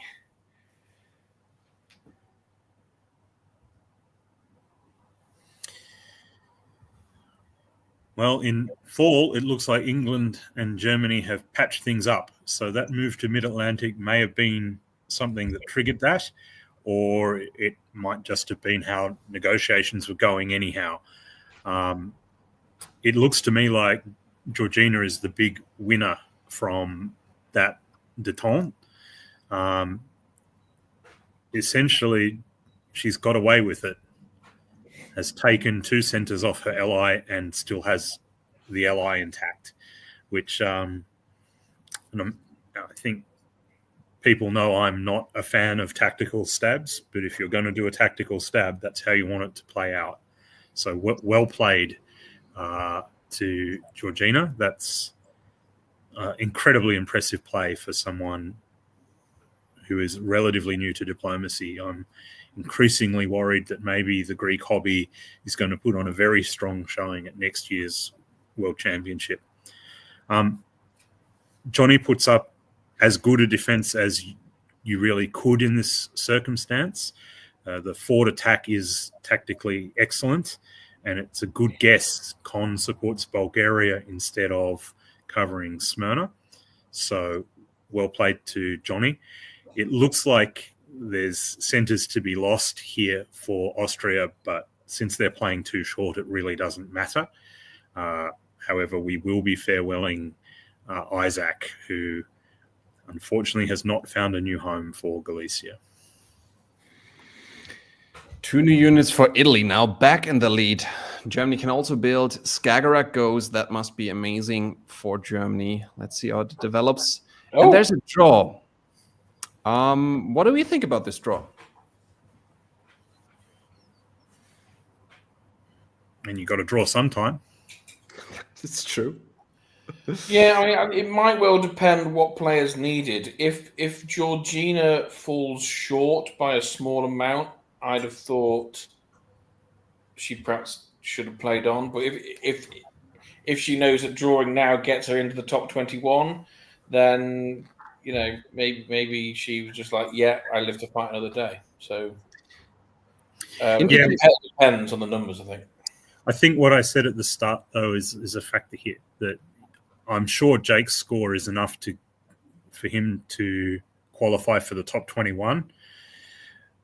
But you take the extra centre because if your score is 240 instead of 196 here, you're making your job so much easier in the top echelon rather than having to fight from the bottom of the pack. So I might have played on for one more year if I were Jake. But having said that, you make that top 21, that's half the job done. So well played to Jake. Excellent negotiation and diplomacy got him that result from the mid-game. So, yeah, a very on-brand result from Jake. Well done. And, yeah, some credit to, in particular, Johnny. They were, 7 centres as Austria with none of your home centres is actually pretty impressive. So, well done to Johnny on getting a result there. Good game. I think Johnny just really wanted to play as Turkey. Yeah. Just without any fleets. And of course, our focus play here, Georgina, that's much better play than you have any right to be playing at in your first face-to-face tournament against this kind of quality opposition. So I think we've found a name to watch for the future with Georgina. Welcome to face-to-face diplomacy, and I'll look forward to playing against you in Athens next year. That was fantastic. I'm starting to change my mind about whether I want to go. I totally agree. Great to have Georgina do that well. Big congratulations. So we will wrap up round 3 very quickly by looking in rapid fire version at 3 more games. You guys each have prepared one. I will also do one. And then we will have a look at who made it into the top 21. Just one thing on the side. The players didn't know the standings of round 1 and 2. So Adam is one of those TDs, Adam Silverman, who's been running this event together with Siobhan Nolan, who's not sharing the scores, not updating them publicly. So people will have had to guess a little bit who is actually at what score. And so that will have made it very, very much a guessing game. We will say goodbye for Goffy for a little while and first cover my and Wardy's game, and then we'll bring you back for your game in a little second. And Wardy, I think you prepared, let me check again, you prepared round 3, board 4, if I'm not mistaken. That's correct. We will go to the map directly. It has David Hood, DBN's own in Austria, Bradley Grace in England, Jason Bennett in France, Dominic Stevens, we saw him already, from New Zealand and Germany, Spiros Dovas, the father of Georgina, in Italy, Ruben Sanchez in Russia, and Chris Kelly in Turkey. And we will go winter to winter very quickly, so you can just very broadly explain to us what happened here. Yeah. In 01, we see bounces in Tyrolia, Armenia, Galicia. France takes English Channel. And then England leaves the North Sea empty. They did throw a support order with the army to France to go into the north, but they didn't take it. Maybe that was a prediction from Bradley more than anything else. In 02, an FGR forms against England, but then EF pivot on Germany. Meanwhile, an AIT forms in the east to attack Russia. In 03, Italy commits west against France. An ERF will pile in against Germany. But then by the fall, a Western Triple is formed. In 04, there is a stab on Germany. Russia has lost the north, but is defending well against AT still. 05, Turkey grabs Romania while A and I trade centres, but then Austria turns against Turkey. France doesn't join EF versus Germany, but positions versus England. In the fall, an air forms and an EF forms. So the West is just changing all the time. A and I, the one constant in the East. In 06, the West becomes a complete bloody mess, whereas the East is rapidly taking out Turkey. We've seen this in a few of the games we've looked at, where you've got an alliance going well on one side of the board and just utter chaos on the other. And it's the guys who are sticking together have had the better results. And this seems to be going the same way. In 7, we see FGR. And throughout 08 and 09, England's eliminated, and Russia goes from being a member of both alliances on the board to being in none. They're getting attacked from both sides by the end of 1909. Mm-hmm. In 1910, Germany stabs France, and they fight while AI continue to roll. And this results in a board top from the old master, Mr. David Hood. Congratulations, David Hood. Very well done. We will very quickly have a look at Jamal Blakarli's final board after this. I think David only played in 1 or 2 rounds. Jamal, on the other hand, had a very good round 1 game. We saw it, mediocre or solid, but not great round 2. And he played on board 9, which we will very quickly show you right here. Jamal was in Russia, together with also on the same board, Doc Binder, former world champion, and Tanya Gill. We will very quickly go through this. This is a stacked board, but we unfortunately don't really have time, so we will just do it very quickly. I wanted David Wigglesworth solo. Come on. Oh yeah, David, let's go. So we have a situation where Jamal starts off and is in Galicia and Black Sea already after 1901. We see that he's setting up to attack Austria, whereas England and Germany coming for him in the north, but he can kind of turn them around with Tanya rather going after England.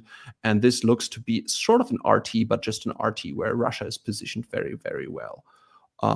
He moves forward, gets into Budapest. Turkey takes their centers, has a lot of trust with Jamal, whereas in the West, he's also supported forward by England. Germany is attacking England, and he's joining in, but England is sort of happy for him to move forward.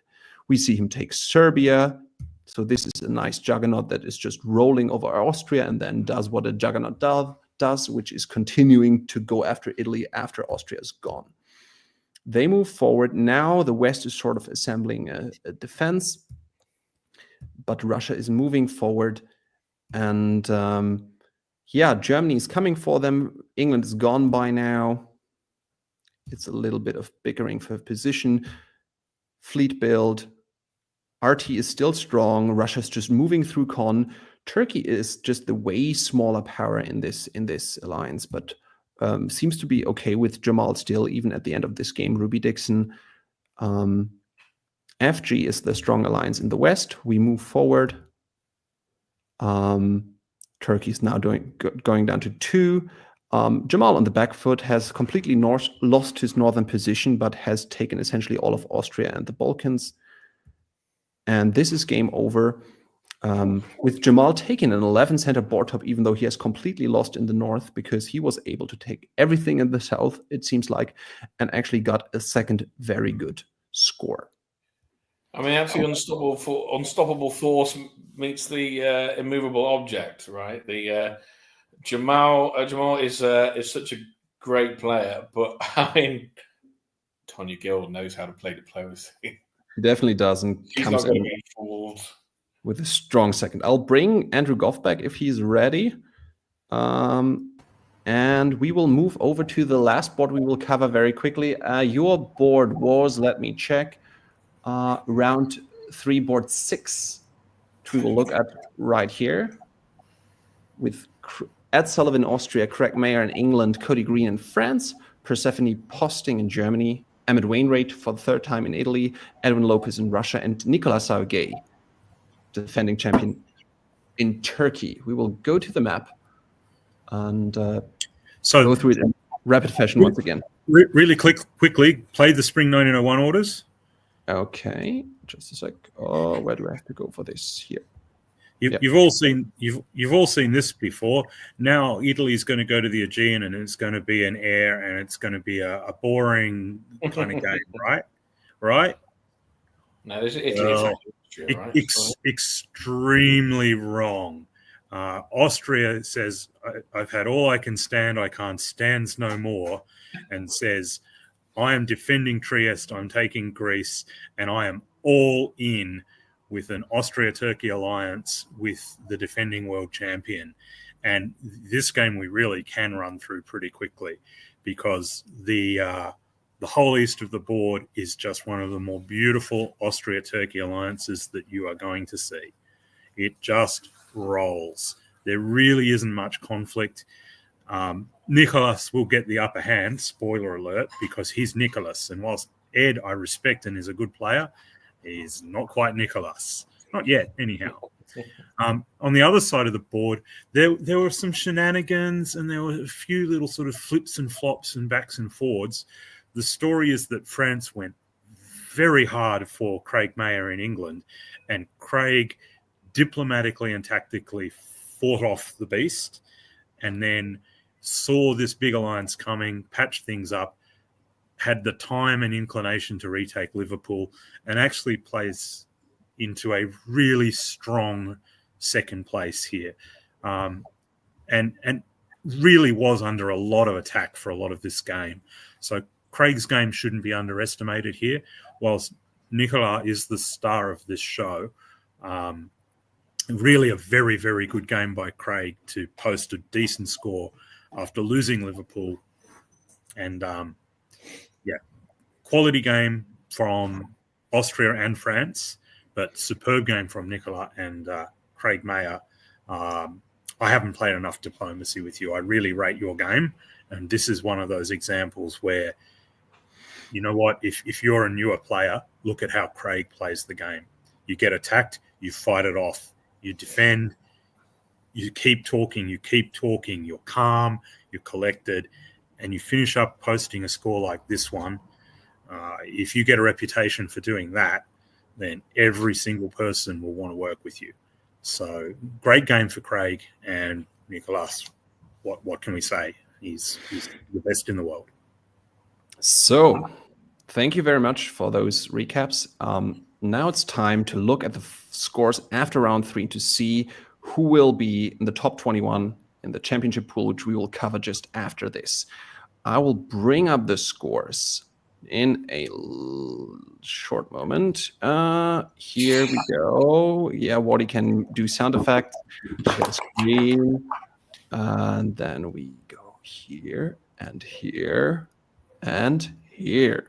So, not surprisingly, on top, Adam Siegel with his solo, followed by feature players Jordan Connors, who had 2 very good rounds, 1 and 2, and then a bad round 3, which didn't matter because it wasn't the drop round. Noam Brown fought back, a bad round 1.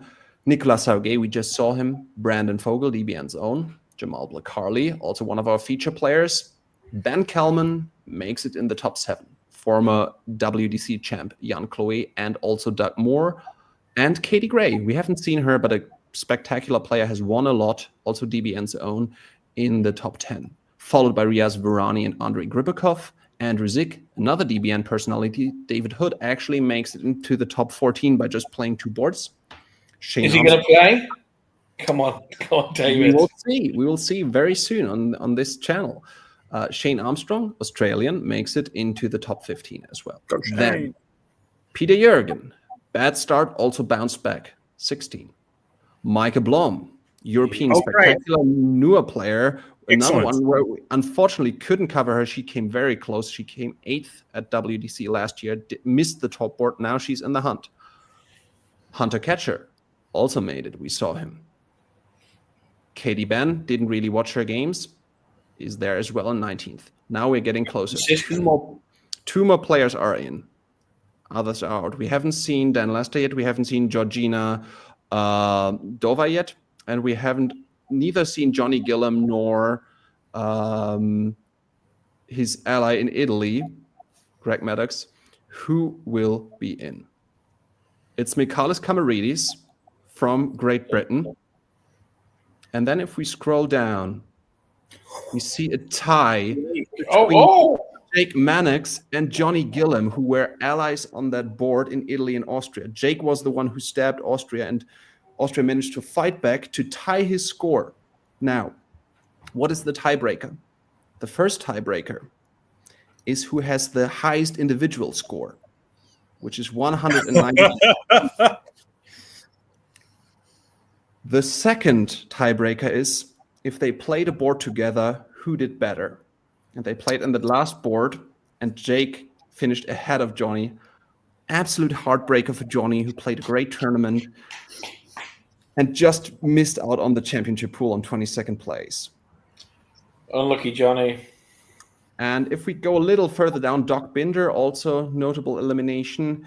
Georgina Dova played a great tournament in 27th, just about out. And we didn't really manage to focus on his game that much, but Dan Lester is actually also had a very good round 2 game, but only good enough for 35th.